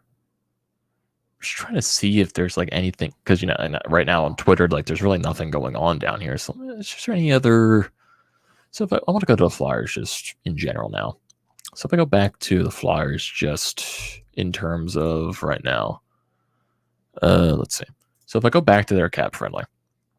So now without Giroux on the roster, without Braun on the roster, your forwards right now, Kevin Hayes, JVR, Cam Atkinson, Konechny, Lindblom, Joel Farabee, Owen Tippett, who's going to be an RFA after this season, Morgan Frost, who's also going to be an RFA, so I don't expect their contracts to be that expensive. Zach McEwen, you still get Derek Brassard, who's going to be a UFA. Zach McEwen is an RFA after this year. Got Patrick Brown for another year after this, and you got Max Willman for another year after this as well. Defenseman, you got Provorov, Rasmus Ristolainen, who you just re-signed, Sanheim, Keith Yandle, technically, who still could possibly be traded, but not expecting it at this point. Cam York, who's on his ELC still. He's got one more year left on that. Connaughton, UFA, and Sealer, UFA. Those guys are not coming back, and I don't expect them to be traded. Carter Hart, of course, is your goaltender, and you got Martin Jones as the backup as a UFA, in case you never know if something, does happen. Let's see. Now, injured reserve, you got Scott Lawton, and you got Nate Thompson.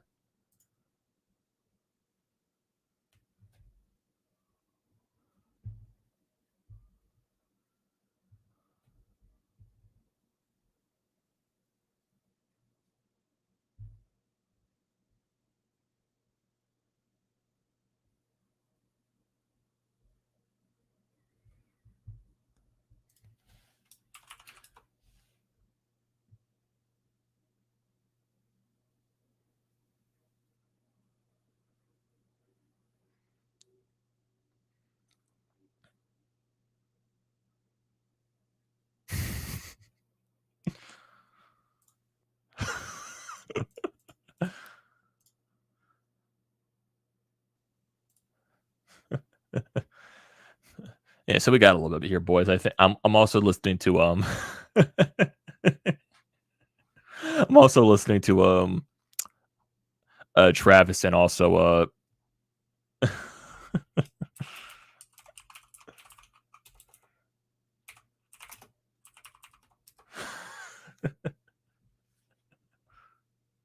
yeah, I'm also listening to Jim's going to be chopping up over here in a little bit, so we're going to have our guest over here in a little bit. So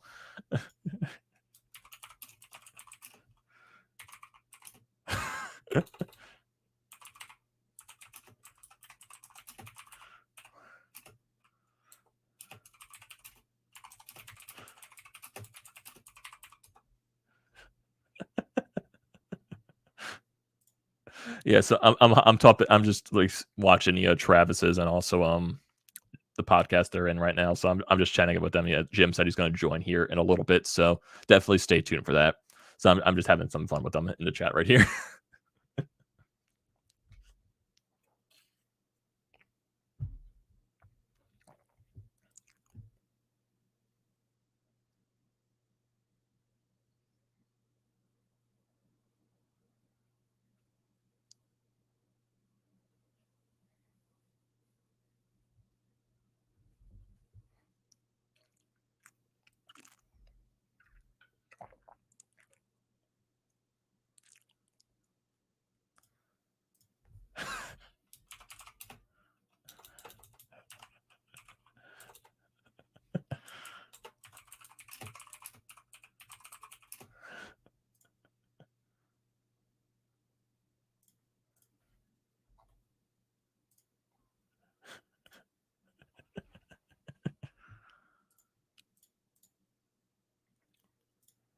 Max Domi to the Hurricanes.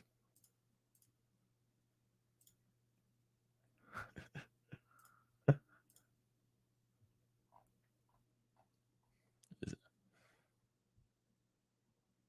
see.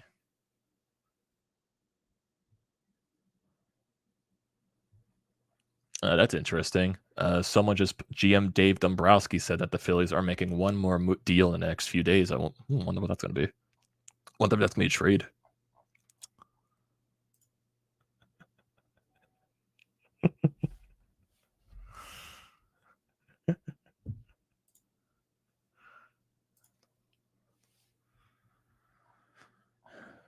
Let's see.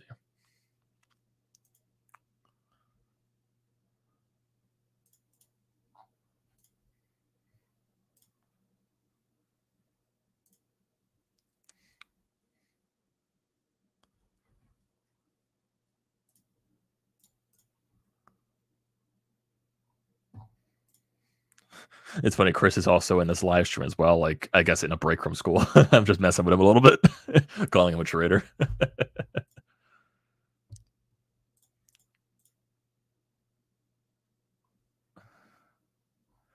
Yeah, there's really not much updating right now on the trade front in terms of rumors. So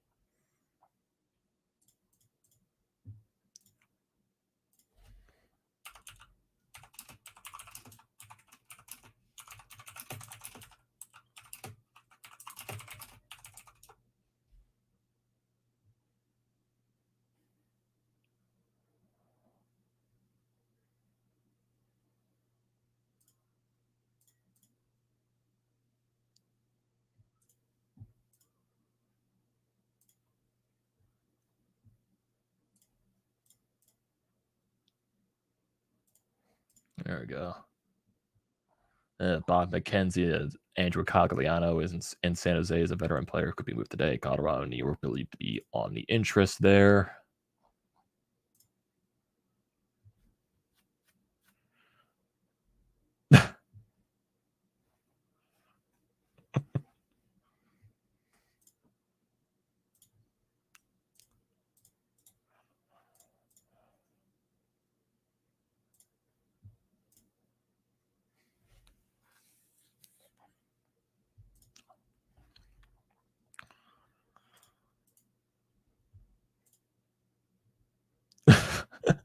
Someone screenshot a picture of G in the press conference that they're going to puke.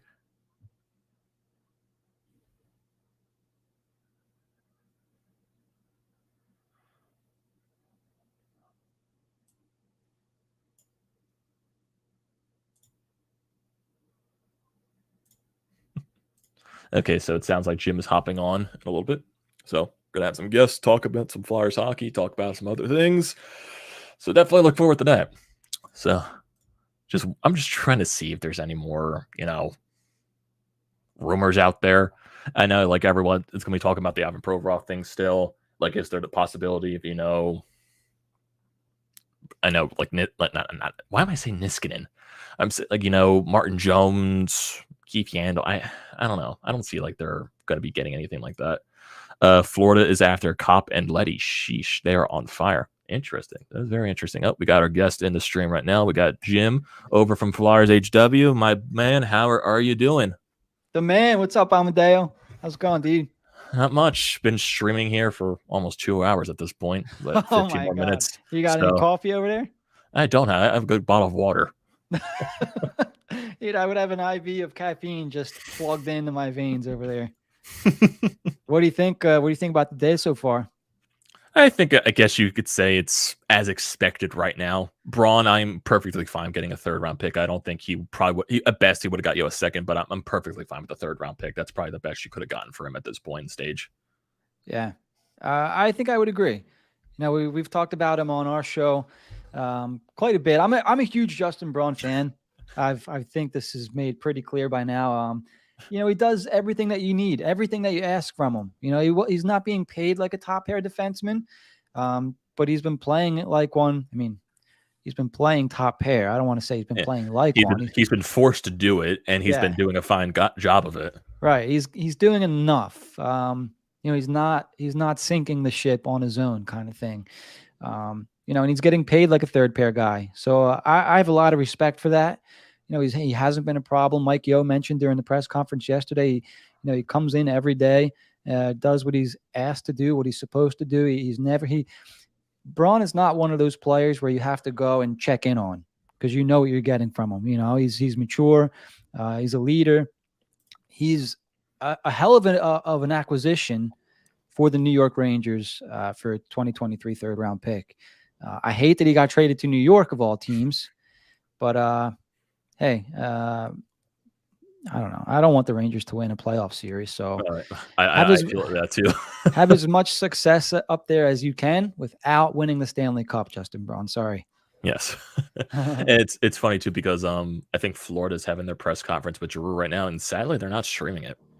That's kind of like a letdown at that point because we're getting some quotes from G right here saying that he came here to win, and that's the reason why the trade happened. Like there's a lot of like he's giggling a lot, saying he's excited to possibly play in a line with Barkov and everything like that. Imagine Giroux playing with Barkov. Yeah, that's gonna be deadly. That's gonna be fun to watch.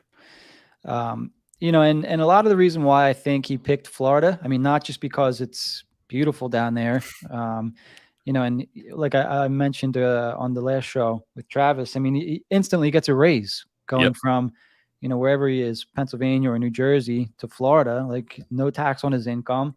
And then you think about if there's comparisons between Sean Couturier's game and Alexander Barkov's game, they're both defensively sound two-way forwards that, can put points on the board. I think Barkov won the Selke last year, correct?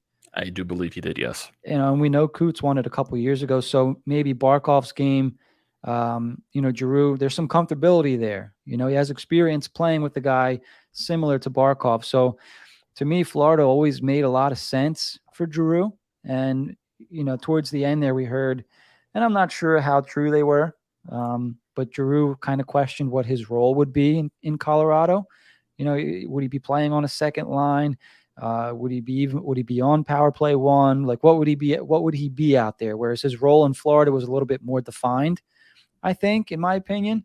Florida just made more sense to me than any other team. And I'm glad he got traded there, to tell you the truth, because I was rooting for Florida last year. Now I have extra incentive to see Claude Giroux, and not just Claude Giroux now. Radko Gudas, Robert Haig, and if you liked Sergei Bobrovsky all lift the cup. Don't forget Joe Thornton. There you go. Like, it's the perfect team to root for. Yeah. I don't know how myself as a hockey fan would be able to handle that. Seeing like Joe Thornton, how long has he been in this league for? Insanely long. Finally, is he even like playing for Florida, or is he like more of their healthy scratch type of guys? Yeah, that's what he is these days, because their fourth line's pretty good with Lomberg, Luosterainen, I think you say his name, and Hornquist. So yeah, Thornton's kind of like that 13th, 14th forward kind of guy. Yeah, I don't think he minds that at that point. If he wins a cup, he doesn't care. No way. Oh, I'll tell you what, though, it's going to be interesting if they do go to the Cup Finals. Does Thornton get in any of those games? Does he get the chance? Well, don't they actually dress the bench guys up on the bench or something? Yeah, they dress so them up, yes. That'd be interesting. Yeah, because if I was him, I would want to actually play in the game. Yeah, that'd be like if they do win the cup, Barkov's handing it over to Thornton the first possible chance he gets. Oh yeah. And does Thornton hand it over to Giroux first after that? Oh my God, you're giving me goosebumps already, man. And I'm trying to think of this like from the Flyers aspect. I know a lot of people like hate the return for Claude Giroux just because I can understand being upset at this aspect just because it's Claude Giroux. He's the face of your franchise. He's the player that's been here. He's been the captain. I understand you want all the biggest return possible for Giroux, but at the end of the day, he had the no movement clause. He only chose Florida. So at that end of the day, your hands are tied. Yeah, could you put some blame on Fletcher too for maybe getting just an extra player in return? Yeah, possibly. But we all knew Owen Tippett was going to be part of the return. It was just, I was surprised they got that 2024 first round pick at the end of the day. And, even though who knows if this team is even going to use that 2024 first round pick, maybe they use that in a trade in the future if they're doing this quote unquote aggressive retool thing. And, it's going to be interesting. That's basically the entire side of this, because Owen Tippett had himself a great game yesterday. We talked about that yesterday in the press box. So hopefully the most important thing I'm looking for him is just consistency, because him and Frost said they played with each other in juniors for Canada. So if they keep up that consistency, I'm fine. Put them in the place to succeed. And people, don't be shocked if you see the Flyers send them down for paper transaction reasons so they can compete with the Phantoms for the playoffs, because that's probably going to happen and people are going to overreact. Oh yeah, Flyers fans are prone to that. Oh yeah, I've seen some tweets about that already, kind of warning people that this could potentially happen. So, be ready for it. And yeah, like you said, it's all it is to make certain players eligible to play in the playoffs with Lehigh. And hey, Lehigh could make a strong push. If they get all these guys, all these college kids up, and then they get some of the guys that are up with the Flyers, for them, Tippett and whatnot, they could be fun to watch. They could be, yeah. What I know they send Forrester back to the OHL. Would they possibly bring back Forrester if the OHL season ends or something like that, or is that something that's probably not going to happen? I'm not sure. I think I would bring him back. Let him get that experience, because I'm not sure what's going on with his OHL team. If maybe if they're in the playoffs, then maybe you leave him down there. But he's been up with the Flyers. Like, we've seen him up in the press box sitting with the rest of the injured players and whatnot. So I don't know how they. I guess he's rehabbing with the team and whatnot, or he was. Yeah. I don't know. That's a tough call. What would you do? I'd probably, if, let's see, for Tyson Forrester, like, what team does he play for again in the OHL? For some reason, I want to say the Barrie Colts, but I don't think that's right. That's what I think he plays for too. So if I go to his elite prospect thing, so yeah, he does play for the Barrie Colts. Oh, Jim, look at that! Correct. Okay, guess. So he has not played yet for Barrie, but he in 9 games with the Phantoms this year before he got injured, he had 3 points in 9 games. So Barrie right now, if I look at them. Advertising, get out of here. If I look at their standings right now, let me go to the Barrie Colts.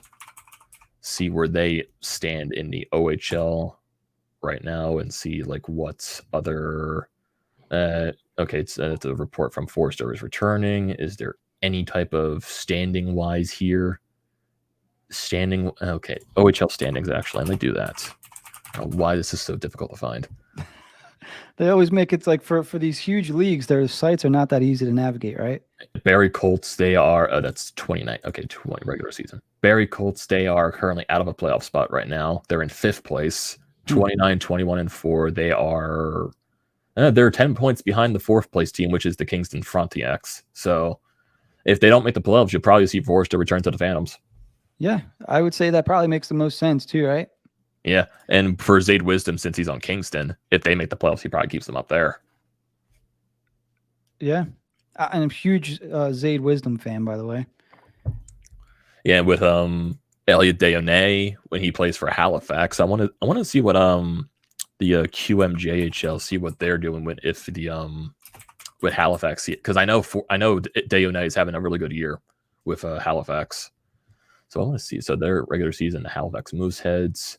Oh, actually, they're in 9th place so far. They're 26-23. So maybe you could see Deonay come up for the Phantoms, possibly. I would actually really like to see that. 59 points, 44 games, 27 goals, having a hell of a season. Yeah. 2nd year in a row point per game player for Halifax. Yeah, why not? See what he's got. Yeah, because there are definitely a lot of interesting, prospects that Fletcher has brought into this team. So like there's things to look at. You got Bobby Brink, you got Cam York that's putting it on the first pairing right now with Provorov, and he's looking good doing it. And Provorov played his good game yesterday. And speaking of Provorov, actually, with all the rumors that are now tied to his head with St. Louis Blues, there's news about that. Possibly being looking in the market for a defenseman. I know Sanheim was also one of those things that were mentioned. Provorov, traded, not traded. What do you think happens? I don't think he gets moved by 3 p.m. It has the feel to me of last year. Do you remember when the Flyers were linked to Ryan Ellis for a while there? Yep. And, we were kind of waiting. Oh, man, is there going to be something that gets done? It seems to me more like we're going to talk with a bunch of teams, get an idea of what we can get back. And unless it's something that really blows them away, why pull the trigger? Wait till the summer and kind of circle back and reevaluate things. You know what I mean? That's the kind of feel it has for me. Yeah, because remember at the press conference yesterday with Mike Yeo, like when his press conference was over, he like stayed there for a couple seconds just to compliment Provorov. So I thought that was interesting. Right, that was interesting.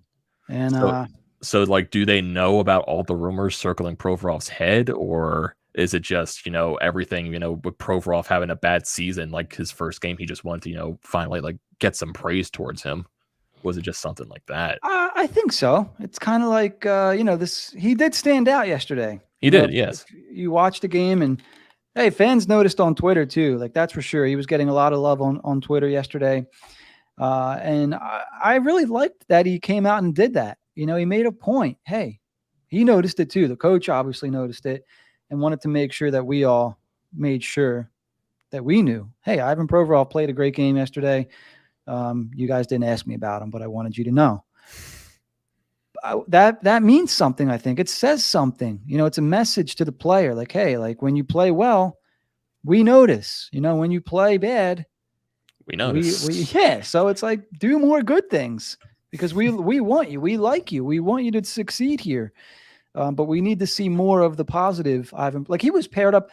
I don't think it was intentional. I think they just got stuck out there together at times. But Provorov and Sealer were out there at times together, and Provy looked just as good with Nick Sealer. And I think that's what Flyers fans, or at least Provorov doubters, they want him to be good on his own. They want him to raise the play of his D partner, and I'm not sure if Ivan Provorov is that kind of player, but you'll hear that a lot. If he's so good, why doesn't he should be the man? It shouldn't matter who he's partnered with. And to me, that's just a load of BS, because it absolutely matters who you're partnered with. Like it changes the entire way you play the game. If you're paired with Justin Braun over Ryan Ellis, It absolutely changes the way you play the game, right? Because you're being a good teammate. And part of playing sports is I used to call it like you have to be a chameleon, right? Like you have to cater to the way that Justin Braun plays the game. That makes you a good player. You can't play the same way with Justin Braun as you do with Shane Gostisbehere or that you do with Ryan Ellis, right? Because playing with Justin Braun, he's going to need your help a little bit more. You got to be in certain spots with Justin Braun. Gostisbehere, he's going to jump into play. He's more offensive. You know that you need to be more of the defensive guy. Makes sense? So, a lot of people are knocking Provorov this year, and he just looks like he's not having fun to me. Like, make hockey fun again for Ivan Provorov. Yeah, I agree with that. And like in terms of like other players that played yesterday, Travis Sanheim, dude, he was breaking ankles out there. Yeah, he looks good, doesn't he? Yes. And he looks like I know there's like a ton of Travis Sanheim haters out there, but when he gets on his game, especially offensively, dude, he's good. He's a good defenseman. So this is who we've been wanting to see for however many years now, right? Yeah. Like, how old is Sanheim? 25, 26? I think so, yeah. And, so what's the limit usually for defensemen? You usually see it around 200 games or so. Maybe. And if he is what he is after 200 games, he's probably just that player, right? Yeah. But it seems like maybe a light bulb went off sometime this year. I don't want to blame it solely on Alain Vigneault, and I don't want to give credit all to Mike Yeo, but he's looked like a different player that since I'll say December, since actually all season. Yeah. And go ahead, sorry. Looking at Sanheim's stats so far, he's a plus. Like I know plus minus is a very overused stat, but he's a +5 on this bad team. Right. On this bad team, he's a +5 and he has 23 points. Yeah. He's playing very well and consistently well. And so this is not me giving all the credit to Rasmus Ristolainen for why Travis Sanheim's playing well. What I'm giving credit to is the consistency. There might be some breaking news actually. I know Eklund is not a trusted source. I know he's out there a little bit, but the Panthers are closing in on a 3-team deal involving Martin Jones. Uh-oh. More to come, he says. More to come. Yeah, that could be interesting. That's definitely interesting. I wasn't expecting Jones to be traded, but hey, if you can trade Martin Jones and get something in return, why not? That would be nice. So I also see here the ask for Jacob Chikrin has changed. Interesting. They now want 2, maybe 3 first-round picks and a prospect. They were previously asking for a first in either a top 6 forward or defenseman and 2 prospects. So now they want 3 firsts and a prospect. I don't know what team's going to give 3 first-round picks. No, me neither. No. He also says, this is also coming from Kevin Allen, that Nick Leddy to the St. Louis Blues from Detroit. Yeah, also Richie said that in the chat too. Yep, there you go. Nick Leddy. I wonder that's who would Florida want Martin Jones to back up Bobrovsky? Or they're supposedly in the market for a backup. Interesting, because I know they have Spencer Knight, and I'm assuming Spencer Knight's been more of the AHL guy this year. I'm assuming because he's been up and down this year with the way Bobrovsky has been playing for them. Wow, here's a deal for you, dude. Ready? Oh. The Colorado Avalanche have traded Justin Barron and a 2nd-round pick for Arturi Lehkonen per Kevin Weeks. What? Wow. Oh, Flyers fans are going to be pissed. Big time. Flyers fans are going to be pissed. Wait, I need to see Kevin Weeks here. Where is he at? Where is he? Okay, that's Nick Leddy. Montreal having themselves a trade deadline. That's for damn sure. So they got Justin Barron. Yep. Damn. I'm not sure what year the pick is in, but they got a haul for Sherratt. Yes. And didn't they move somebody else? They moved to Foley. They moved to Foley to Calgary. And a nice little haul for Toffoli. Yep. Man, Montreal. Jeez. Yeah, it's hard looking. Yeah, this is from yeah, I just see it. Webster, just put Danny Webster, and for Kevin Weeks, Arthur. Yep. All right, so I don't think Cap Friendly is updated yet. No, it's not. With that one, but Montreal now has 4 first-round picks within the next 2 years. That's 2 in 2022 and 2 in 2023. Oh boy. The second-round pick, let's assume it's not in 2024. Let's just assume that. I'm not sure. Oh wait, let me see what the Avalanche had to give up there. They may not have had a second-round pick, so maybe it is in 2024. Let's see. Yeah, it is. It has to be. So they don't have a second-round pick within the next 2 years. So the trade would be Justin Barron and a 2024 second-round pick for Lehkonen. Lehkonen's a very good player. I think will help the Avalanche out a lot. Yeah. That's hefty at first glance. Yeah. Getting Justin Barron as a young defenseman that could possibly get called up at the end of the year. That's a good trade for Montreal. And I know they're like pushing for the free agent market possibly this year with their new GM. I know Bergeron's gonna be a free agent this year, and I know that Montreal has ties to Bergeron possibly, and him maybe coming over. But do I see Bergeron leaving Boston after this year? If they fail in the playoffs, maybe. But who knows? That's because the also Cap Friendly just updated for the Flyers perspective with the Justin Braun trade. So now the Flyers have 10.9 in cap space after the Justin Braun trade. And if they do trade Martin Jones, that would give them another $2 million, which would be around $13 million cap they would have now. Mm-hmm. So I wonder. I need to see. Okay, so that's another waiver claim from here. More David Pagnotta looking into Colorado. Yeah, Pierre LeBrun just posted it in return for Justin Barron and a second-round pick in 24. Wow. Man, Flyers fans are going to be mad about that because of all the ties with Giroux and that crap, possibly getting Justin Barron. Here's the first tweet that I see here, and this is from Flyers Puck Sauce. Lehkonen, good player, 100%. Got a bigger return than Claude Giroux. Great player. That's the tweet. But, like, it's deceiving because totally different situations. Yes. Did Lehkonen pick Colorado? No. Or did Lehkonen have a no movement clause? I don't think so. Yeah. If he didn't have a no movement clause, then he has no choice in where he goes. So that's a lot more valid. Let's see. Arturi Lehkonen. He deleted it, which was smart. Mrazek cleared waivers for Toronto.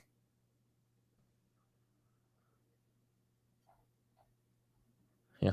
I wonder what Toronto's going to do for goaltending now, though. Because I know Mrazek cleared waivers. Are they going to, because now Fleury's with Minnesota. And who are they? I know there was also rumors about Edmonton possibly going after a guy like Korpisalo or maybe a Halak out there, because I know they definitely need goaltending. Martin Jones could possibly still be in that field, but now it sounds like Florida might be in the mix for Martin Jones.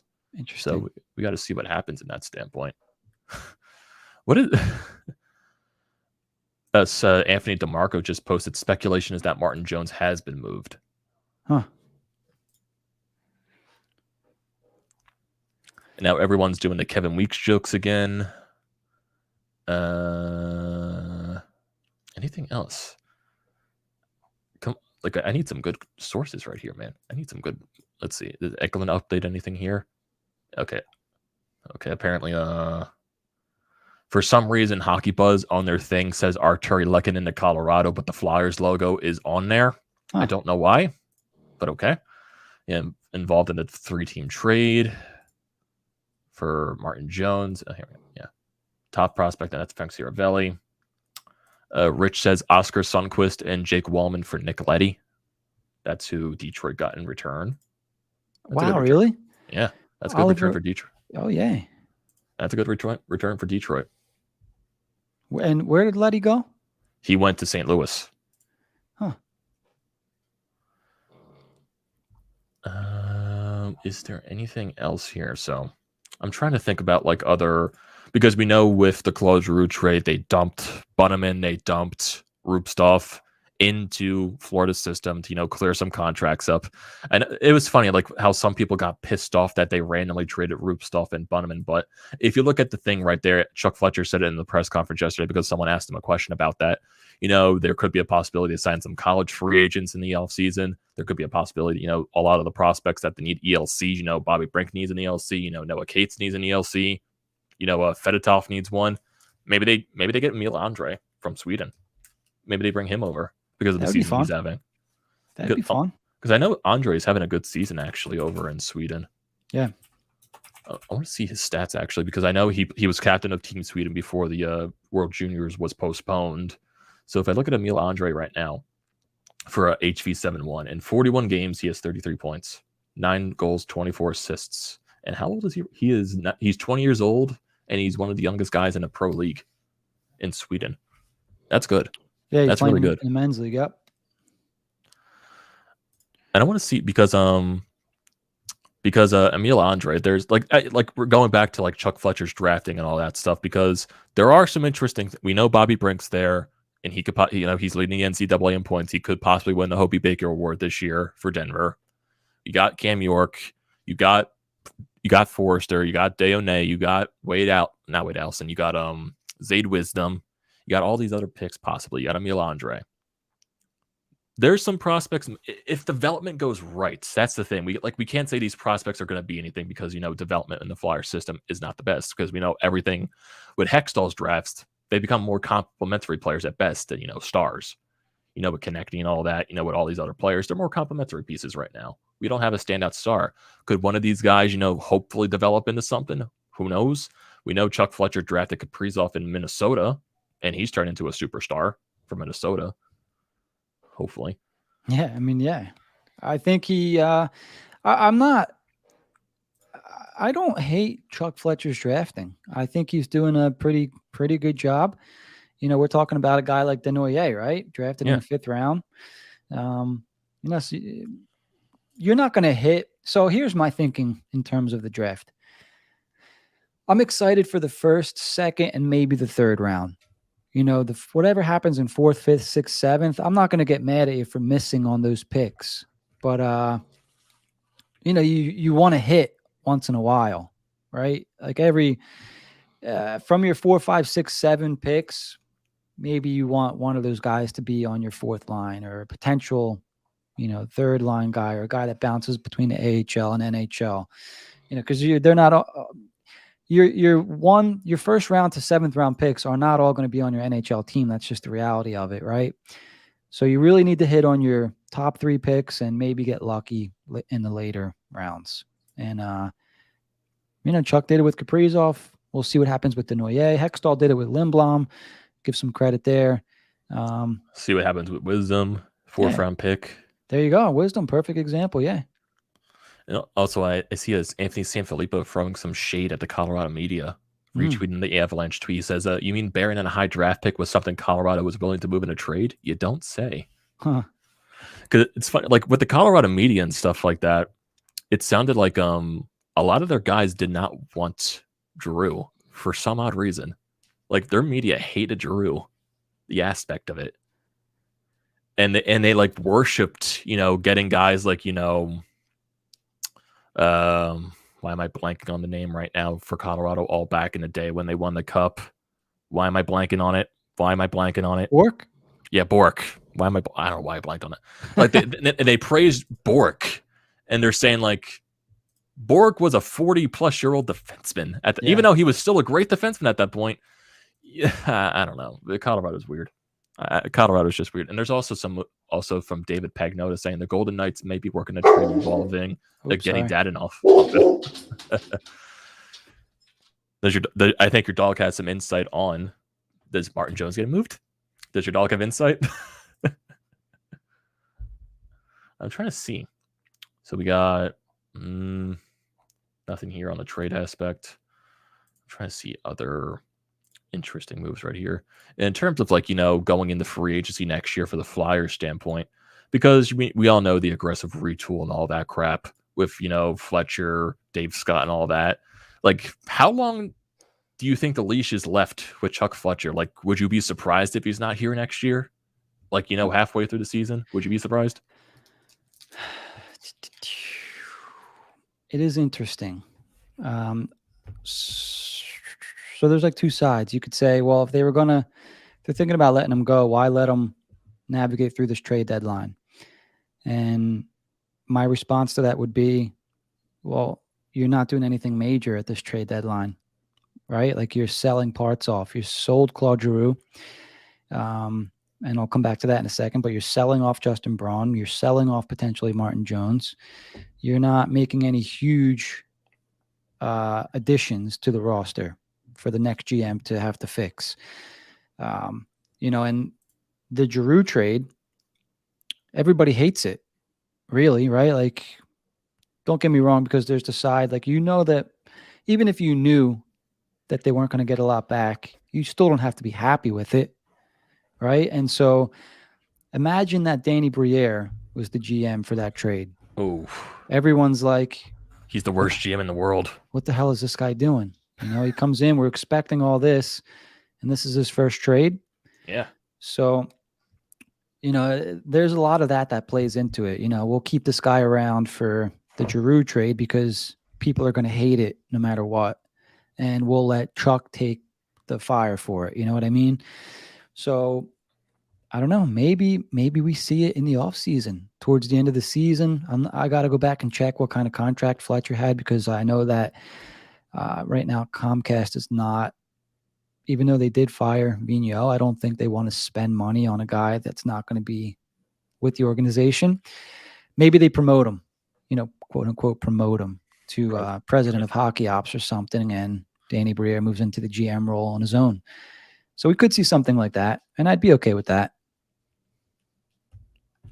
Yeah, because in terms of free agency and stuff this year, and even going back to the Giroux trade, because we have all the rumors coming out from Anthony Sanfilippo when he was on his Twitter space, and also the Snow the Goalie podcast, talking about everything that possibly went down during the trade aspect between Giroux and Fletcher, because we know there was might be some animosity between them two, and that possibly could prevent Giroux from coming back to Philadelphia. Yeah, because Anthony Sanfilippo said he doesn't think Giroux's going to come back anymore unless Fletcher gets fired.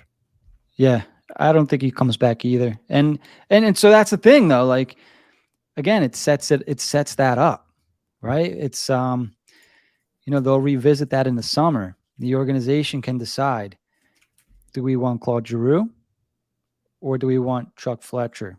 And where it gets a little bit interesting is Bobby Clark is still in the box. We saw him up there last night, right? And we saw him chatting with Fletcher, and Bobby Clark's going to fight tooth and nail to keep his guy there, right? Because they're buddies, Chuck Fletcher and Bobby Clark. So, it's really interesting. Does Bobby Clark fight to keep his guy there, or does he go?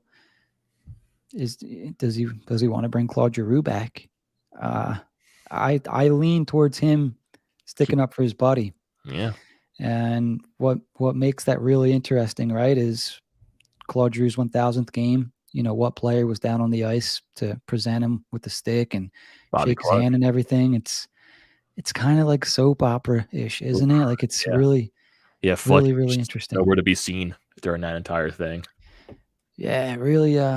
Not that Bobby Clark's playing both sides of the fence, but it's kind of like, knowing all this, it was really interesting to me to see those two together on the ice, knowing that Bobby Clark is if when it comes down to it, he's going to side with Chuck Fletcher and everything. So when you look at it like that, he's going to have a part in you not coming back. Does that make sense? Yeah. Claude Giroux not coming back. But seeing them together, taking pictures and whatever, was like, wow, this is really interesting stuff right here. Because these guys probably, I'm just assuming, but maybe they're not fans of each other. But here they are, two of the greatest players in Flyers history in the same picture here. This was interesting. Yeah, it does kind of feel like it would be a soap opera type of thing. Yeah. With everything that goes down. And can you blame Fletcher for, maybe not wanting to bring back Giroux? Because maybe if you're committed to this aggressive retool type of thing and you want to reset the hockey culture with this team, maybe not bringing back Giroux starts that. I can't blame Fletcher for that. I would be fine with them bringing back Giroux. I'd be fine with them not bringing back Giroux. Yeah. I'm perfectly fine with either or. I know you got the mate, even though I love Claude Giroux and all that stuff, but at the end of the day, I think right now this team needs to move forward. They need to find a way, get new leadership in here. Maybe if Giroux doesn't come back next year, who's the captain? Is it Sean Couturier? Do they go a different route? Do you go young guy as the captain, Joel Farabee? Or do you bring in another leader, make him the captain or something like that? Yeah, I think if I was to put money on it, I would bet that Couturier is the next captain. They're kind of using him in places where they would put a captain, and maybe it's not a great example, but the little press conference they did for Giroux last week around this time with Hart, Perrier, and Couturier. Yeah. Now I imagine maybe Lawton wasn't on there because he was hurt, post concussion or whatever. Yeah. But if it kind of felt like they chose Couturier because passing the torch kind of thing. You know what I mean? They could have chose Kevin Hayes, who would have been a funnier player to have on, or a guy with more personality. But they went with Couturier. I think probably he's going to be the next captain. And then a guy like Lawton's a natural leader as well. I'm not so sure he's a guy that needs the A to really be the guy, if that makes sense. So you have a captain by default kind of thing, like he can help out. Where you put an A on a guy like Sean Couturier, he's hands down, one of the longest tenured Flyers, obviously, and one of your best players. And you mentioned a guy like Farabee, who I think has the same attitude as a Claude Giroux, and will be the Flyers' best player one day, unless they go out and bring in high-end talent. Yeah. But I really like Joel Farabee a lot. I like his game. I like his passion, his energy, and a desire to win. And I think that's what you need in a player with a leadership role. Yeah. And I think for Joel Farabee, Claude Giroux had a lot to say about him, like what you said, Jim. It was, he's probably going to surpass me one day. He's probably going to be the better player than me in Flyers history. And man, I think Joel Farabee is I know some people think that there's no untouchables on this team, but I feel like Joel Farabee as a young guy, he's 21, 22 years old. They just locked him up on a contract for $5 million a year. And, I think that's a good piece to build around. If you get Joel Farabee on a first line, possibly with Sean Couturier, and maybe then you add another free agent on here. Maybe you look at if it does, say it happened, say if a Johnny Gaudreau does hit the market, say if a Phil Forsberg does hit the market, do you put Johnny Gaudreau on the first line, pair him with Couturier and Joel Farabee? I know with Owen Tippett as well, where does he fit into this roster if he does make the push? Does he fit into the top six? He's a second line player, first line player. You never know. But I think Farabee right now, he's shown glimpses of what he can be. And I think if you put him in the position to succeed, which this team does need to do desperately, and you bring in the right players for that, I think Farabee will be really good. And I think he'll be a stud. I agree. And something I want to touch on real quick, since we're kind of talking about younger players. Chuck Fletcher did mention yesterday that he wants to build up a good core of players under 25, right? Mm-hmm. So let's Owen Tippett's 23 years old, Morgan Frost 22, Joel Farabee's 22 years old, and then you have fringe guys. You got Konechny, Lindblom, 25 years old, Zach McEwen, if he's going to be around next year, 25 years old. Let's go to the fence. Ivan Provorov, 25 years old. Travis Sanheim, 25. Cam York, 21. I mean, that's decent little core there. And he wants to add to that. Yeah. Carter Hart, 23 years old. That sounds fun. Let's do it. Yeah. You know what I mean?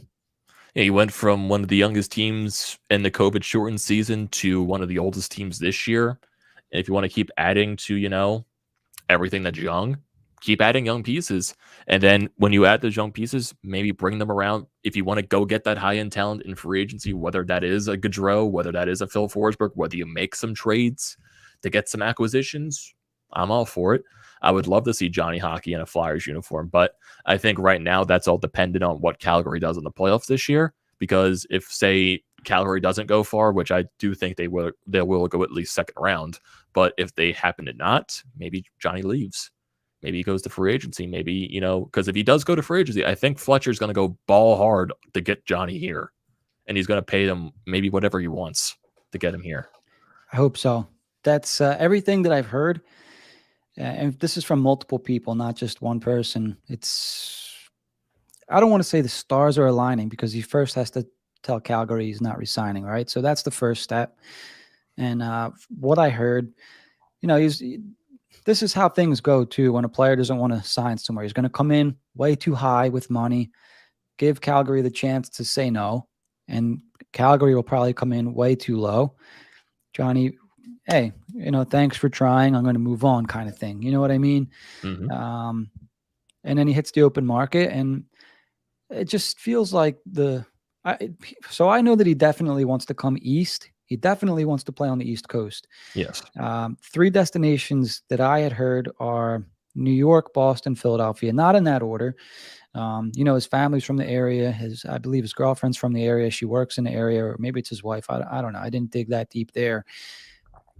Point being, he's got a lot of ties to the Philadelphia area, South Jersey area. It would make the most sense for him to want to be here first. Now, he's having an outstanding year. I believe he's 5th in the league in points. Yeah, he's got something like that right now 80 points in 62 games. He's going to be a 100-point player this year. Yeah, so going to get paid. Probably, I wouldn't be. I mean, you have that kind of a year. This is probably going to be his last big contract. Yep. So I'm not taking any pay cuts from him. He's going to garner at least $9 million, $10 million, I would assume. Yeah, and if you're Chuck Fletcher, if Chuck Fletcher's the guy, yes, do you give Johnny Hockey $10 million a year? Yes, I would do that. I would too. I would pay a guy that's right now. If you look at Johnny Gaudreau's stats overall in the National Hockey League. So if I go to NHL.com, look at Johnny Gaudreau, he's played over, I think, 500 games so far in his NHL career. And I think he's almost a point per game player in his career, if I am not mistaken. Yeah, if I go Johnny Gaudreau, he's played 582 career games. He's got 574 points. So he's just under a point per game player in his career. Just under. Yeah. And looking at his career stats in general, or the past couple of seasons since he came to the league, 64 points, 78 points, 61, 84, 99, 58, and 19, 20, which was a down year for him, 49 last year in the shortened season, and 80 this year. He's a guy that's going to get you at least 60 points per season. In his best year, he can get you a 100-point season if he's, everything goes well. I'm willing to pay up for that. And he's 29, 28 years old right now, right in the midst of his prime. Do it. Yeah. Do it. I'm the same way. Something I've been doing, and I'm not so sure a lot of people agree or even understand where I'm coming from. You look at some of these NHL rosters out there, there aren't too many teams that have more than one superstar and are legit cup contenders. Like, I know you look at a team like Colorado, they have a couple guys, right? But you look at a team like St. Louis, I don't know if Tarasenko's a superstar anymore, or Ryan O'Reilly's definitely not a superstar. These are very, very good players. Not to superstars. Right. There's like a superstar would be a Johnny Gaudreau for me. Like, he's a guy that's nationally known. And the Flyers don't, especially after moving Claude Giroux, they don't have a guy that's a superstar. Right. And so for me, at the top of my list, 2 huge things. And I'm looking at Calgary. It's funny because I'm looking at the Calgary Flames as the example. They got a guy like Johnny Gaudreau and a Matt Tkachuk. Yep. And I'm not even sure Matt Tkachuk's a superstar. He's a very good player. Elias Lindholm, very good player, but it's weird because I don't want to call him a role player. He's a very good player that can do a lot of things. And right now he's arguably on the best line in hockey. If the Flyers can land a Gaudreau and pair him up with Couturier, really doesn't even matter who plays on that right side, whether it's Atkinson, a Farabee, or if Konechny is still here, or let's say a Tippett develops, they could do whatever they want on that right side because Gaudreau and Coots is money, right? Those are going to be the 2 guys where you can go, hey, this guy's in a funk. Let's get him up with Coots and Gaudreau. And all of a sudden he's out of the funk. The next thing that I think is important is a coach. And that's where I'm comparing to Calgary, because Calgary with Daryl Sutter, you remember a couple of years ago, for maybe the last 2 years, we were kind of like, when's Calgary going to blow it up?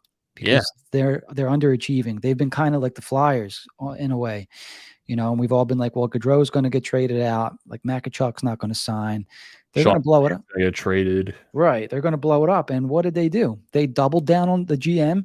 I think it's Trey Living out there. Doubled down. went and acquired some big body guys in Trevor Lewis. Did Blake Coleman went up there, right? Yep. I was going to say Giroux. They got Markstrom in for the goaltending. Yeah, so they shored up the goaltender position, which the Flyers already have. They went out and acquired big body players, players that the team needed. They didn't go out and make unnecessary acquisitions. They understood what they had as a roster and said, okay, let's plug in these little holes. We have the right coach. We have superstar talent. Let's bring in what the roster needs, not what we want, if that makes sense. And because Trevor Lewis is not a sexy signing. Mhm. Blake Coleman, I know he won a Stanley Cup with Tampa Bay, not a sexy signing, but those are players that you need. And Calgary, in my opinion, arguably, if not the best team overall in the league, which is you could definitely argue that they're not. In my opinion, there's no question they're the best team in the Western Conference, the Calgary Flames. And I think the Flyers can do that. Whether it happens next year, they bring in the coach, they get the superstar, they make a push next year. But I don't think that there's any reason why this team can't be a Stanley Cup contender in a year and a half, 2 years. Yeah, I firmly believe that because Chris has brought this up a couple of times as well in previous podcasts, that he believes right now, if you bring in the right coaching staff and you bring in a coach that's going to set a system for these guys to succeed, do it. Do it. If you can get a coach that fits this roster, that can bring in the system, that's going to make them play to their best abilities and can make them a contender, do it. Because right now, coaching could be one of the bigger aspects and one of the bigger moves this team makes this offseason. And the coaches that are out there, we don't know how, they're going to go in terms of aspects. I know Tortorella's out there. I know Julian's out there. I know there's some other type of guys. Jim Montgomery's out there as well. And there's one thing that I'm also thinking of right now too, is that I'm trying to think, if you do get a Johnny Gaudreau, I think Jim Montgomery might be their guy, because Johnny Gaudreau played with Jim Montgomery in the USHL and they won together. That's interesting. He was in Dallas last, right? Yes. And I know he had the whole thing with the alcohol problem and everything, but Jim Montgomery, at every level he has coached, he has won. Maybe that helped the Flyers. Maybe. He's a guy I'd have to do a little bit more homework on, to tell you the truth. But, maybe. It would be a nice story. Guy gets himself fixed up, comes to Philadelphia, a town that would appreciate, I think a guy like that who, did the work on himself, became a better guy and, succeeds, number one, you win a cup in Philly, we're going to love you forever. So yeah, it doesn't matter. But I think there'd be a nice little story. Yeah. And there's also, you have the ties with the Flyers with Jim Montgomery, because I do believe he was in the Flyers system before. I think he played for the Phantoms, if I'm not mistaken, if that's the possibility for Jim Montgomery. I think he was in the Flyers organization for maybe a couple of years, but there are Flyers ties to that. I know the whole thing with Rick Tocchet out there. A lot of fans want the Flyers to go after Rick Tocchet just to bring, maybe what he does here. I'm not entirely sold on Rick Tocchet just because of his, a couple of coaching stints. He was with Tampa Bay when they were really bad. And, he was just there in that aspect when they were tanking. They drafted Stamkos, Hedman, and all that stuff. He got Arizona to the playoffs. He found a way to get the most out of that roster, but then eventually they just died out. And he, even though there's a bunch of ties now to him with, being the Flyers coaching position open and all that. So is there a possibility? I would like, Tocchet possibly as an assistant, maybe, because he was that with the Penguins when they won their 2 cups. So that's a possibility. I'm a Rick Tocchet fan. Yeah, I would love to see them bring him in. I'm not sure how much of a possibility that is, just because of some things that I've heard between Tocchet and the Flyers organization.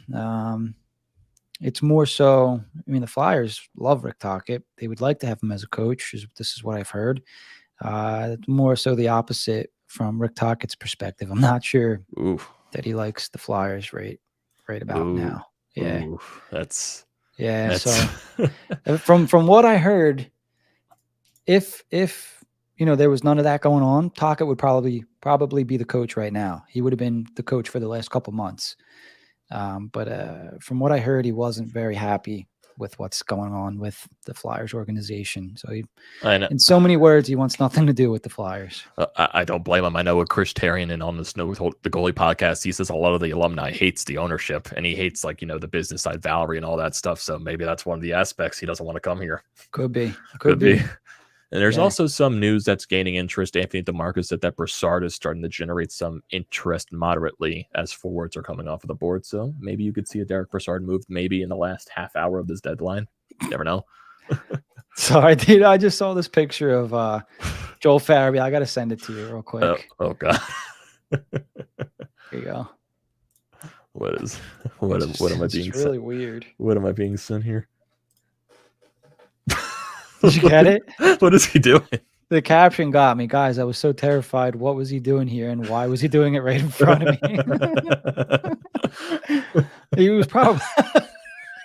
Yeah, I don't know what he's doing. It looks like maybe a puck is stuck in the net, but he doesn't look like he's trying to get it out too hard.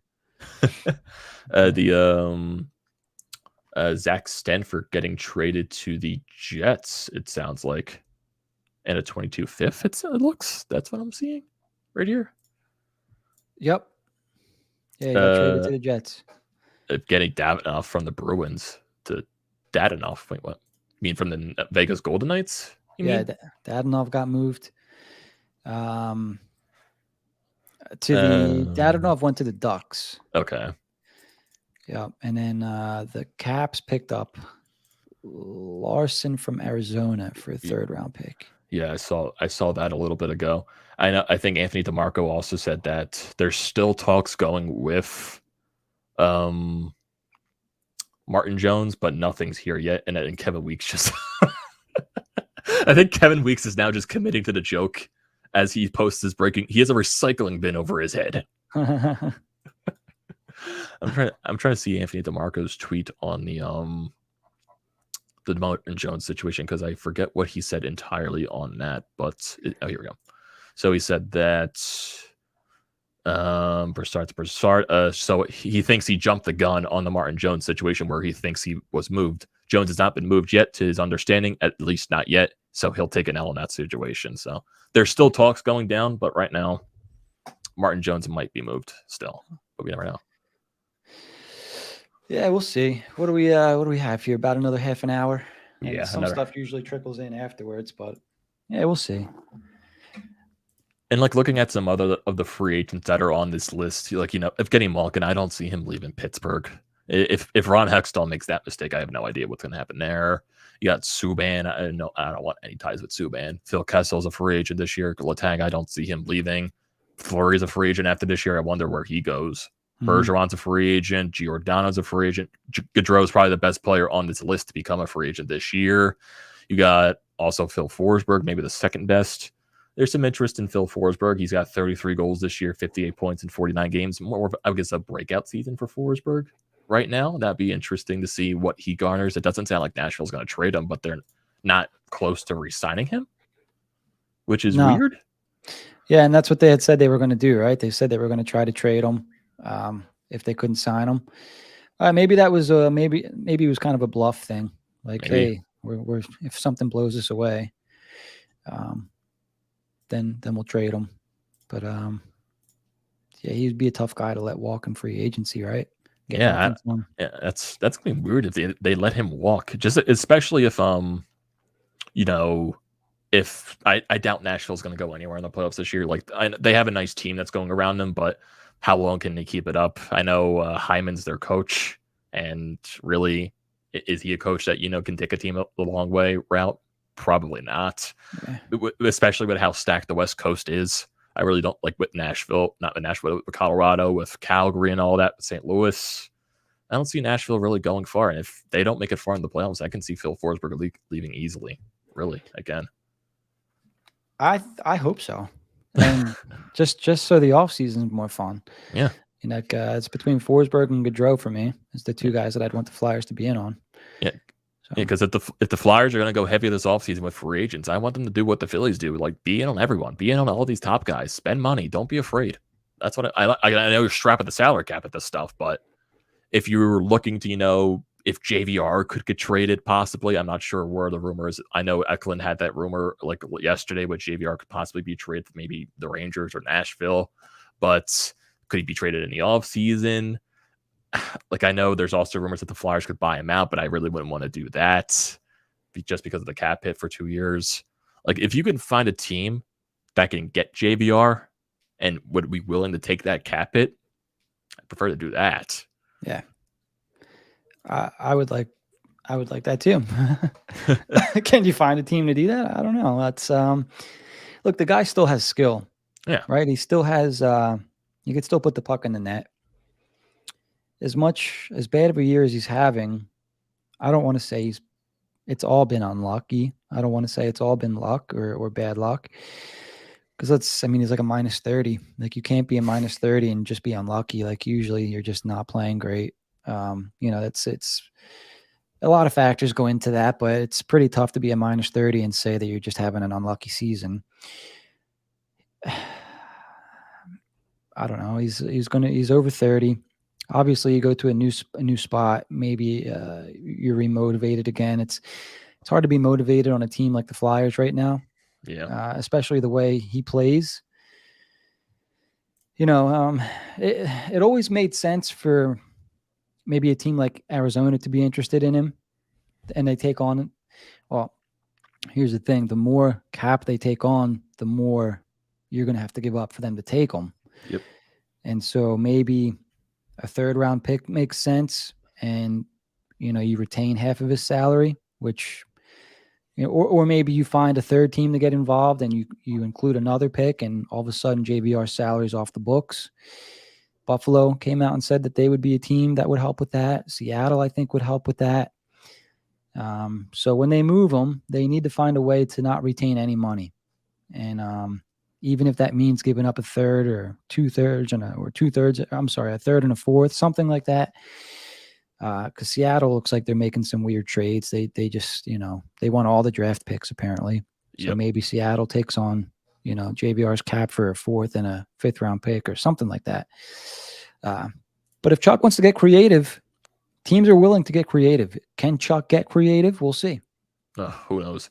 Because his trade, I know with the his trade history and all that stuff, but you got the Ryan Ellis trade. I know that thing has turned into a complete mess, even though Ryan Ellis is still the better player out of the two. You got Phil Myers getting waived by Nashville.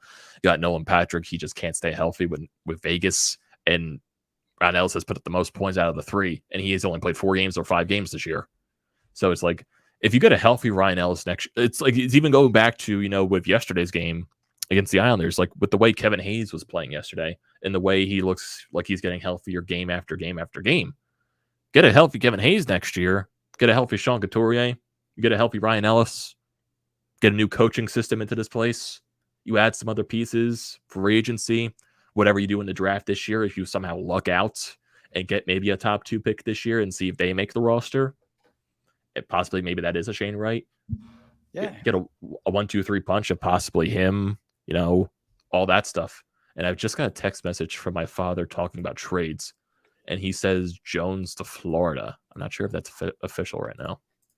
Could be. Sure if we were talking about that, right? Yes. Earlier? Yeah. Let me scan the Twitter bug. Yeah, nothing's really updating right now with Jones in that aspect. Brandon Summerman just posted on Derek Brassard, just like Martin Jones. Have to think the Flyers would need an NHL player back if Brassard is moved. Philadelphia would be left with just Hayes, Frost, Brown on the active roster, with Lawton still out with the concussion. Would be very thin down the middle. Yeah. If Jones is moved, let me go to Hockey Buzz, see if they updated their rumor chart with all that crap. Let's see. Raquel to Vegas. Okay, so Dadanoff on his way out says Vegas is interested in Rickard Rakell. That'd be an interesting move for Vegas. That'd be weird too. Like, I know Vegas is like riddled with injuries this year. Imagine if they miss the playoffs and what happens with that team. Which I think could happen big time. Let me just log on here and see, because there's some teams that are kind of marching up the standings there. I'm thinking about the Dallas Stars a little bit. Hang on, let me see. With the way Ottinger is playing for them. Oh yeah. If you look at the Pacific standings, you got Calgary way in first place with 84 points. The Los Angeles Kings in second, 76 points. Edmonton third, 74 points. Vegas is in fourth with 72. Then you got Vancouver, Anaheim, San Jose, Seattle below those teams. If you look at the wild card, actually, for the Western Conference, Vegas is in that second wild card spot, and Dallas is 1 point behind Vegas for that wild card spot. Yeah, I think Dallas overtakes them, and they got 3 games in hand. And you got also Winnipeg is, they're 4 points behind them too. Also with the game in hand. Yep. I mean, Vancouver's only 4 points out. Play the same amount of games though. That's going to be fun. It's going to be a fun race, and I don't think Vegas makes it. I really don't. I mean, just numbers wise, the numbers don't work for them here. Dallas wins their next game. They're a point in front with 2 games in hand. Not great for Vegas. Yeah, really not good for Vegas. And it's looking like, I want to look at Dallas's roster too, because I know Jake Ottinger, for their goal, like for all the goaltenders that Dallas has had this year, like Ottinger is like one of the main reasons why they're even in this position to begin with. But if I just go to like Ottinger right now, with the way he's playing, he's 21-10-0, or 21-10-1 actually, 2.48 goals against, 918 save percentage. Braden Holtby having himself a nice season. But Ottinger is one of the main reasons right now. And yeah, if you look at, didn't they re-sign Pavelski too to a contract, Dallas? Yep, sure did. Yeah, Pavelski at his age still putting up 62 points, being the leading point scorer. Jason Robertson with a 30-goal season. Hintz 51 points. Sagan, Jamie Benn 35, 30.4 points each. They can make a push. They can make a push to the playoff spot. Series contender, probably not, but you never know what happens in this league now. That's very true. Yeah, we have about 20 minutes left, so things are about to get silly here, I think. I wonder if we see a Martin Jones trade or we see a Derek Brassard trade, possibly. I doubt Yandle's going to get moved because he has no trade clause, apparently. So I don't think Yandle gets moved. Yeah, that's weird, isn't it? That he got that. Yeah, weird. 1 year, $900K, and he has got no trade clause. It's just a weird thing to see. I just didn't expect that at all. No, me neither. Still getting paid pretty decent amount of money from Florida too. I just saw your tweet. Announced Martin Jones for Leon Draisaitl. We got a comment right here from Ben Simmons is back.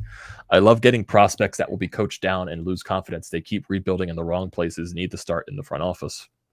That's something that that's one of these teams' downfalls right now has been the front office lately.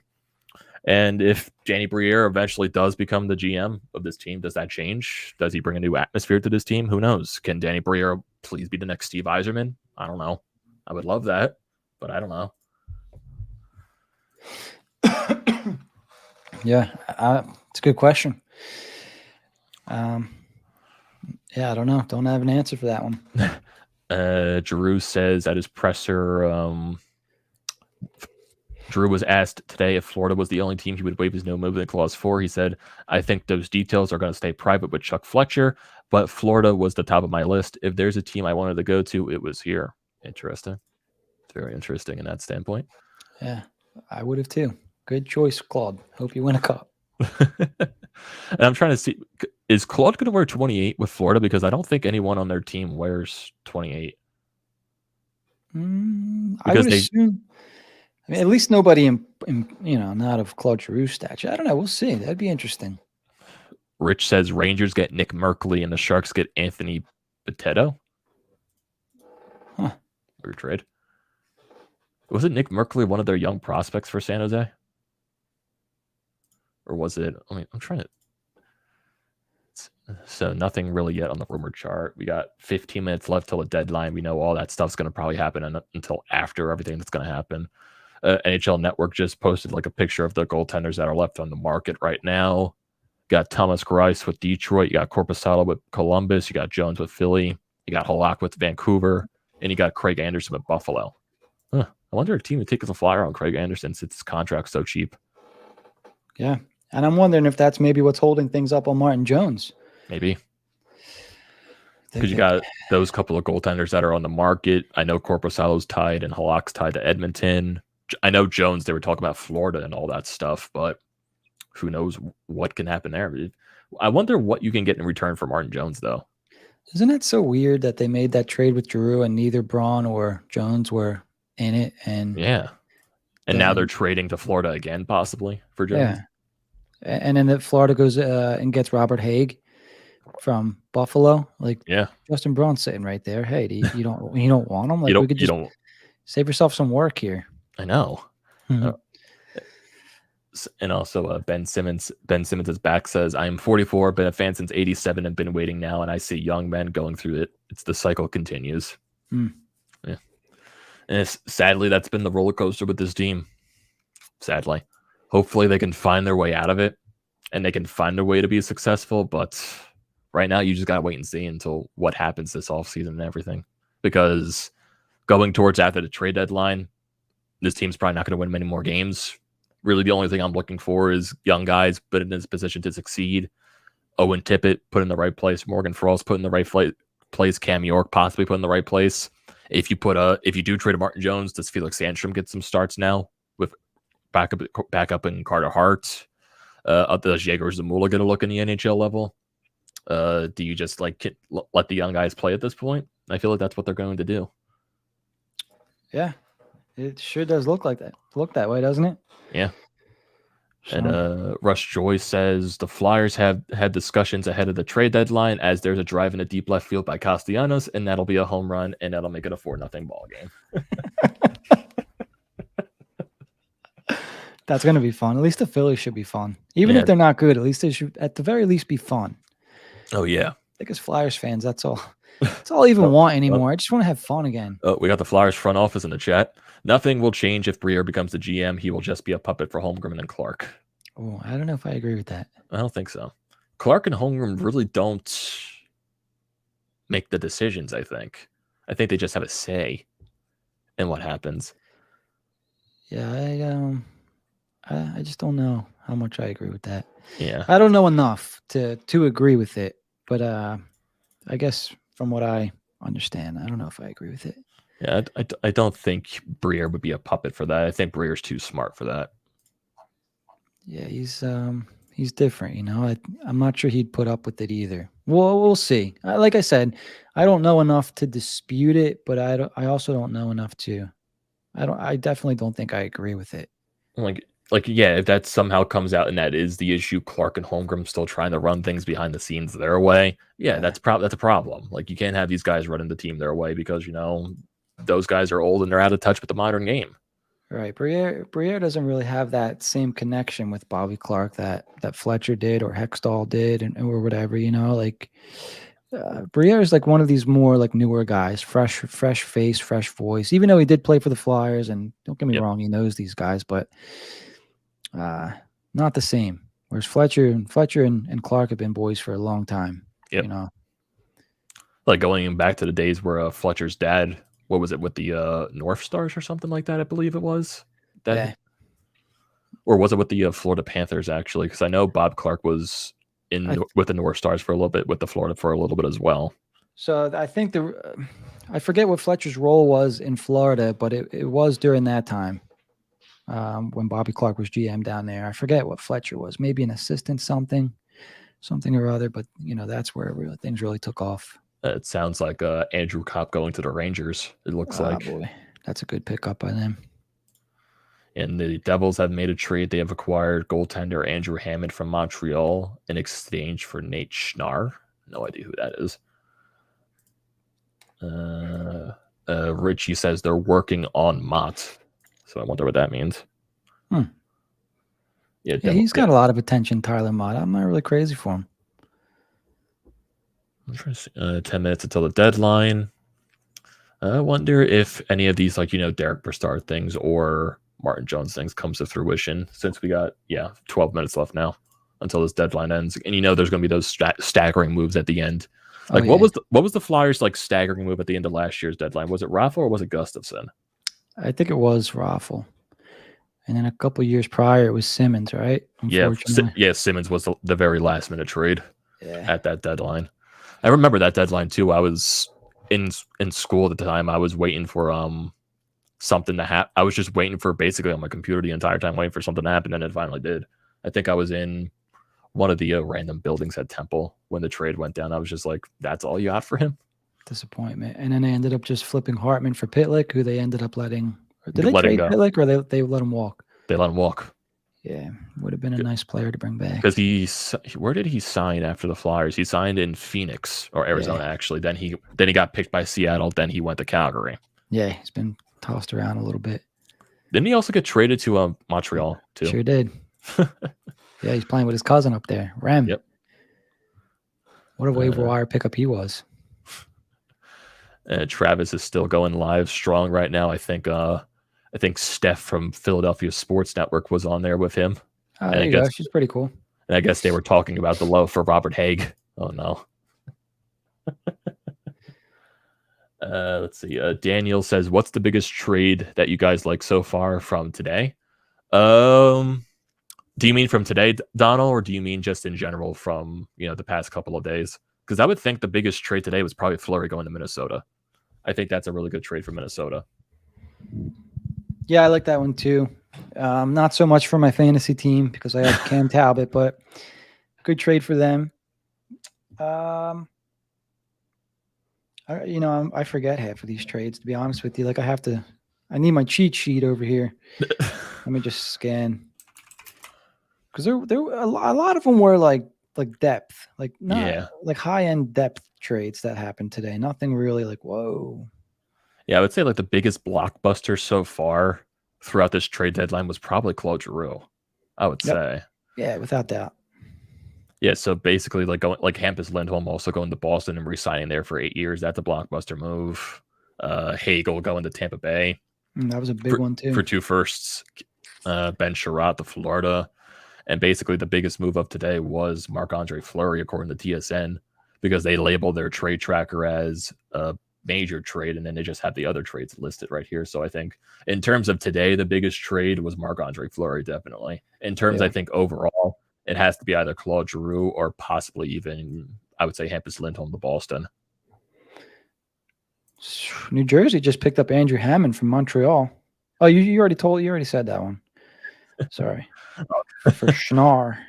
Been a long day. I can completely understand that. Yeah. It's Frank Cervelli, Andrew Kopp being traded to the Rangers. Let's see. Who else?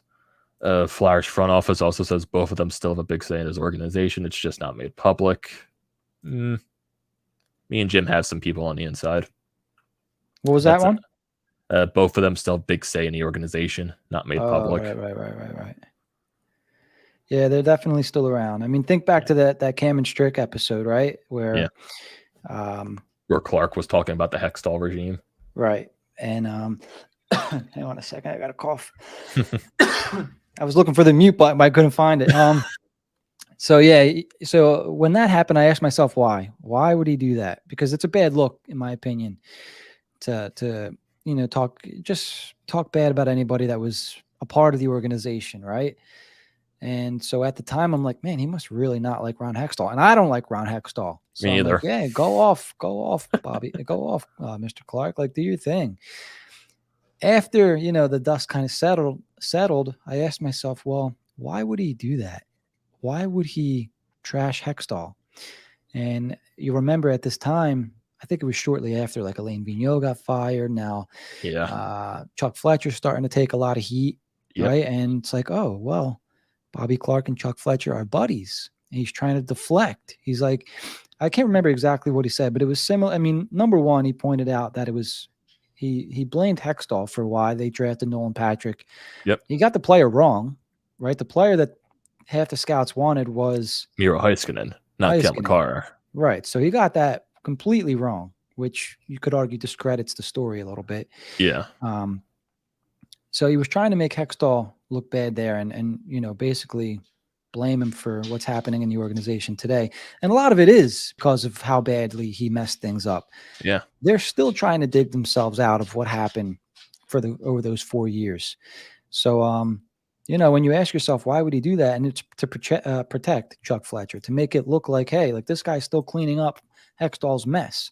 That's why things are the way they are, because this guy messed things up so bad that it's taken, 3 years to fix, going on 4 years to fix. It's crazy when you think about it like that, because the last 2 years were cut short by COVID and whatnot. But we're going on Chuck Fletcher's 4th year next season already. Yep. So I would say next year is put up or shut up. Yep. If not, if he's back by the start of next regular season. Yeah. You know, I think they'll keep him towards the start of the regular season, but if the team gets off to a very bad start, like they did, even though they got off to a good start this year, if they start off bad, I think Chuck gets canned by at least November or December. So the moves, and it's going to be so weird.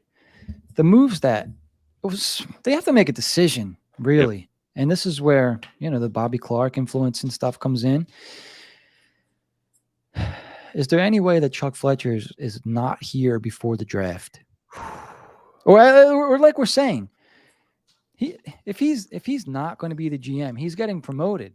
Yeah. They're not firing Chuck Fletcher. He's going to be here in some capacity, kind of like what they did with Homer, right? They promoted him and then brought in, I think it was Hextall. Yeah. It's going to be the same thing. So they'll promote Fletcher. They'll put Danny Briere to the GM role. Right, and we'll go from there. Like I know they still have like Dean Lombardi in the presence too, but I doubt he's going to be anything of significance. Or I think he has a say in like the draft board or like what the front office does. But I doubt they'll. I heard that he was making a strong push to be the GM too. Oh, really? A while back. I don't know what's going on anymore. This was towards the beginning of the season. That's why he's still around, is because he wants that spot. But we'll see, because he could go anywhere. Yeah, and we got another comment from Donnell saying that he's from the New York metro area and watched local hockey of the Rangers, Devils, and Islanders. Rangers did some good trades. Looks like the Islanders are staying put, and the Devils will they do anything? Well, the Devils did get Andrew Hammond. I don't expect the Devils from where they're at right now to make anything. You're probably going to be expecting more off-season moves from the Devils. The Islanders, right now, they're probably not going to make the playoffs. So at this point, I guess they stay put and see what happens. The Rangers, they're trying to push to win the Cup this year.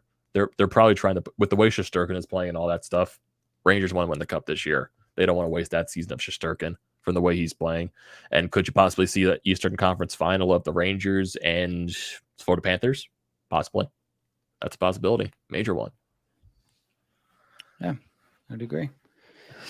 Rich says Minnesota has one last trade incoming. Mott to the Rangers for a 4th-round pick. Anything else? Oh, wow. Breaking news from Kevin Weeks. Carolina Hurricanes re-signed Jesperi Kotkaniemi to an 8-year extension. Wow. Is that the $4 million a year one? Let's see. Or whatever it was.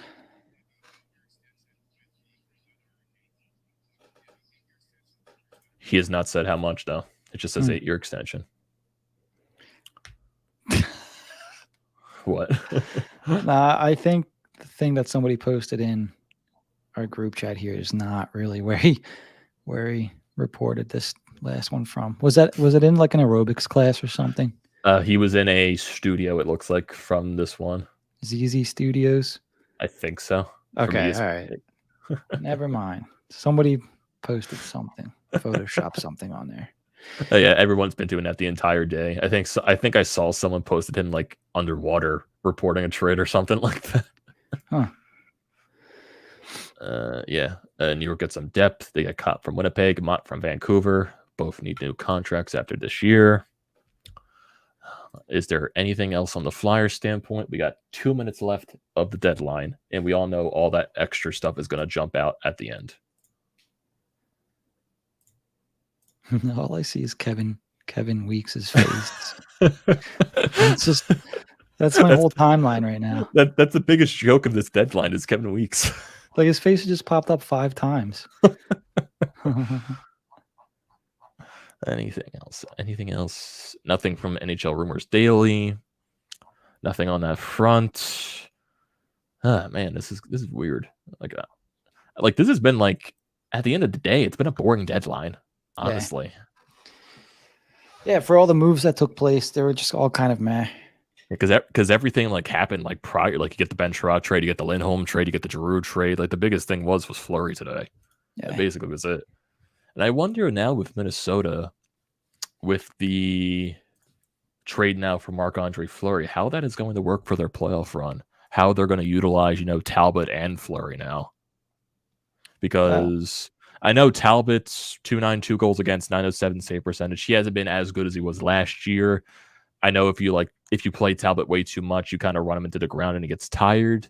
To use Fleury for the experience because he's won the cup and all that stuff. So I think they go Fleury at the end of the day.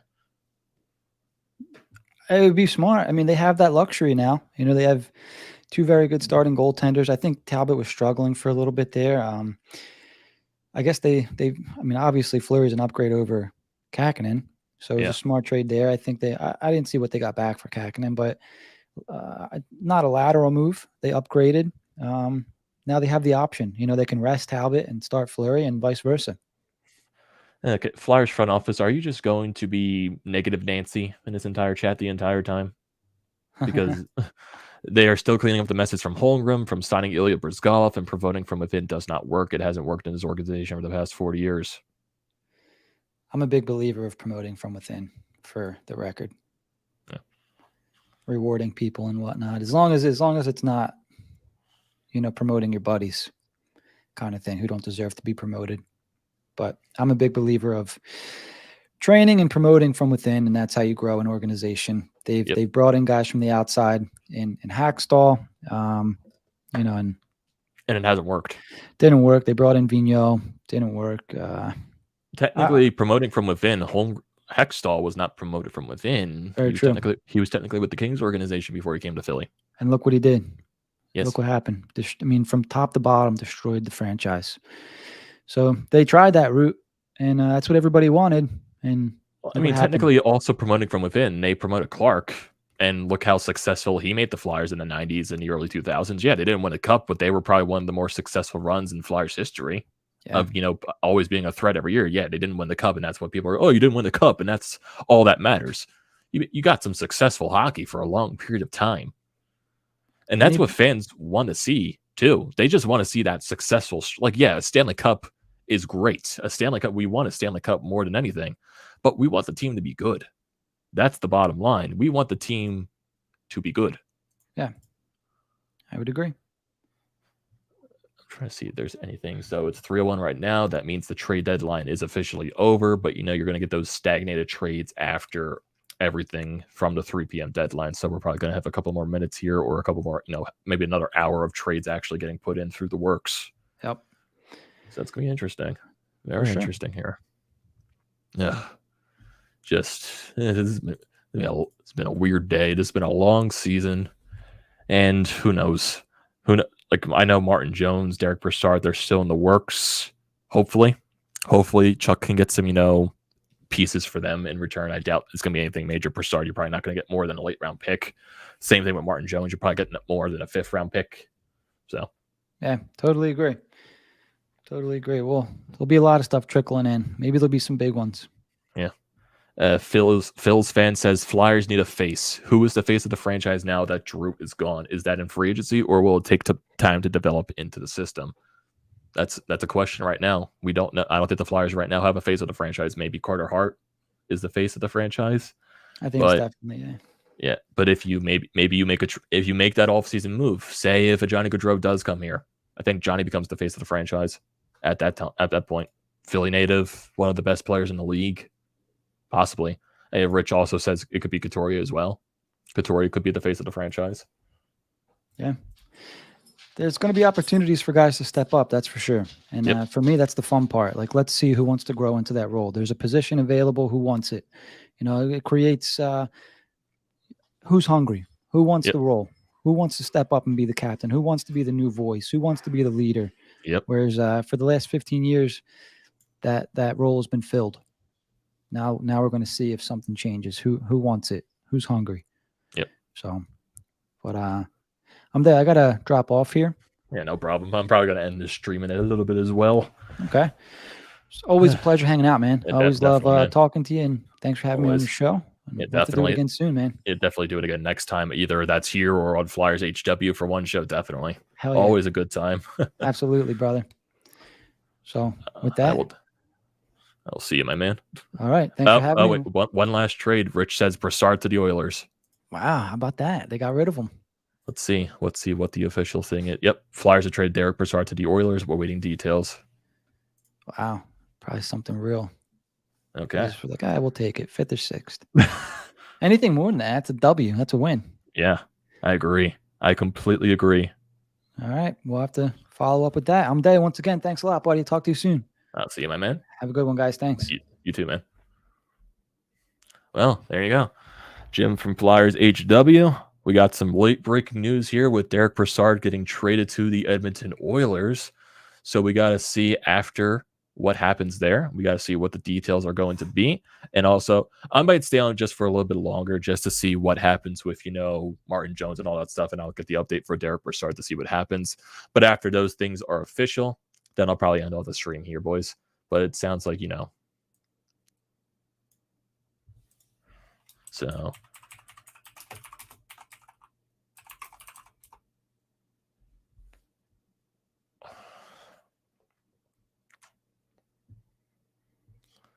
yeah, I see Travis is still live right here on his YouTube as well.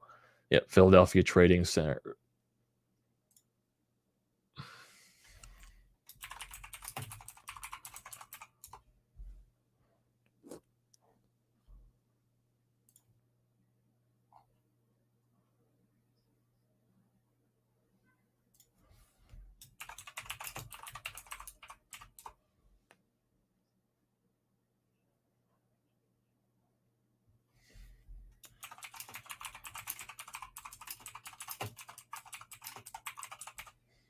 Wait a minute.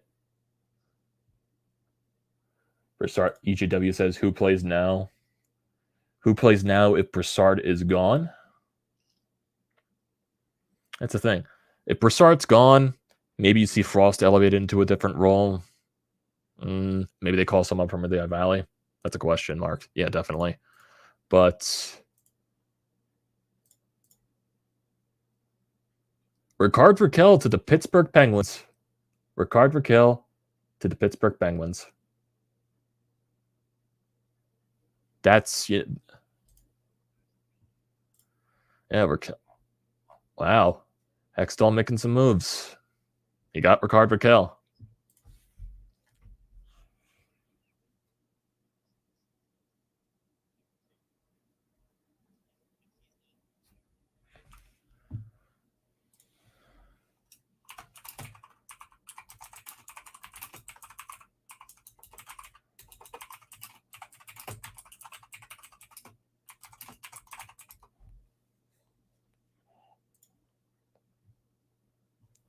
Let's see, what else? Is there anything else here? Let's see if we get some interest on...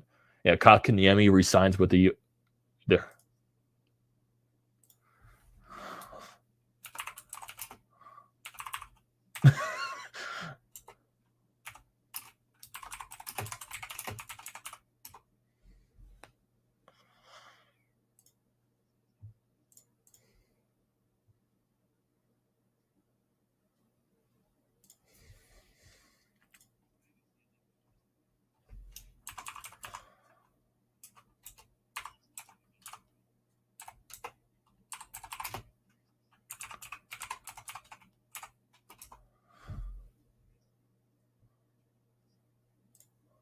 Let's see now.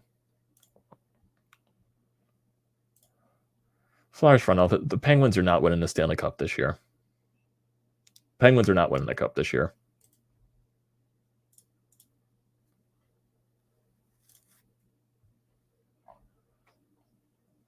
Yeah. Okay.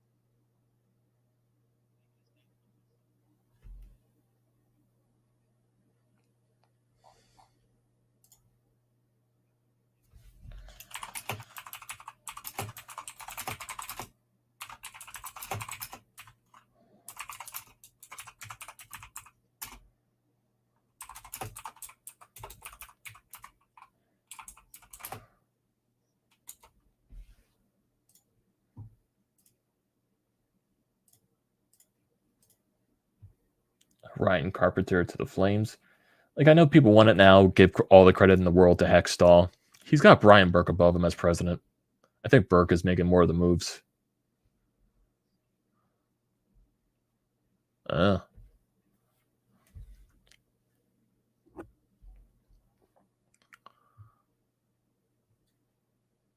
Okay, Anthony DeMarco just said, doesn't seem like Jones is going to end up moving. It came close, but they couldn't find a goalie to come back in the deal. The internal injuries prevented them from being able to part Jones without getting the Phantoms. Okay.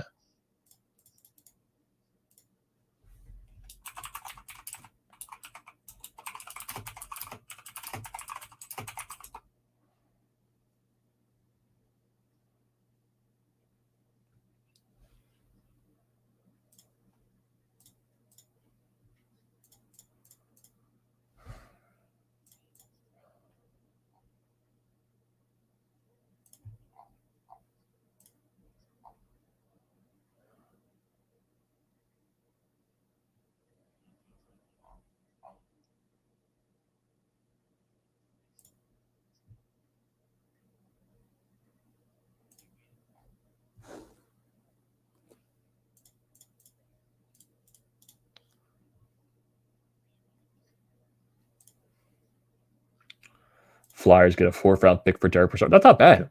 That's not bad.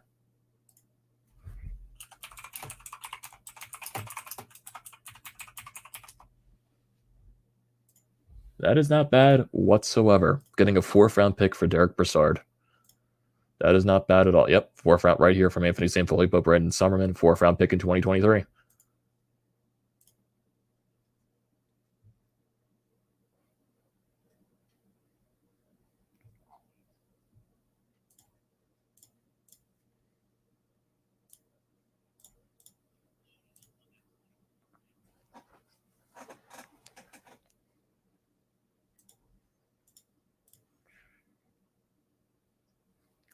Yep, 2023 4th-round pick for Derek Brassard.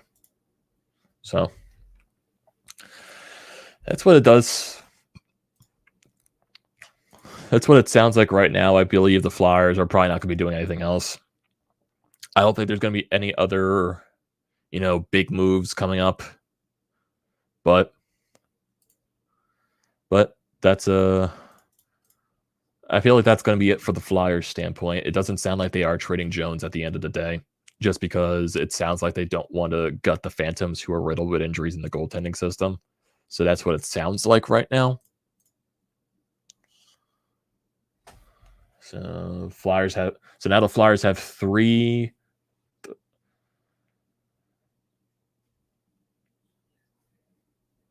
So it looks like the Flyers have 3 3rd-round picks in 23 and 2 4th-rounders in 23.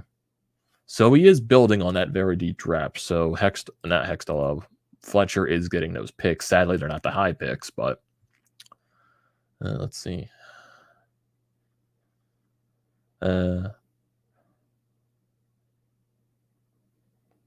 Max Domi is heading to Carolina, according to Chris Johnston.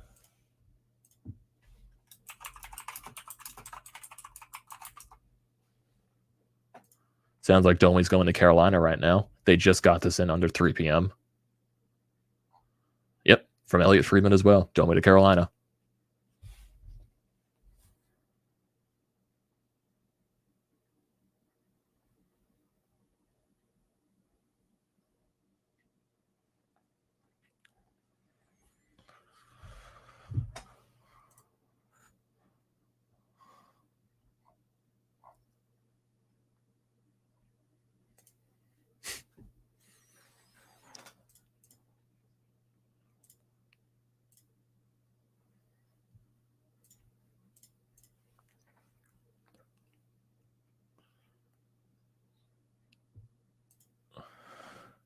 Yeah, it does sound like Martin Jones is not going to get traded today.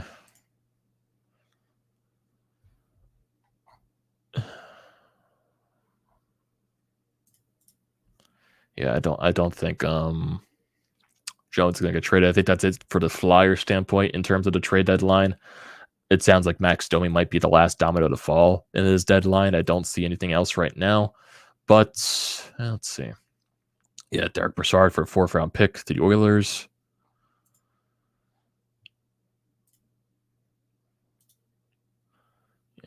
I think now, boys, I think I'm going to call it.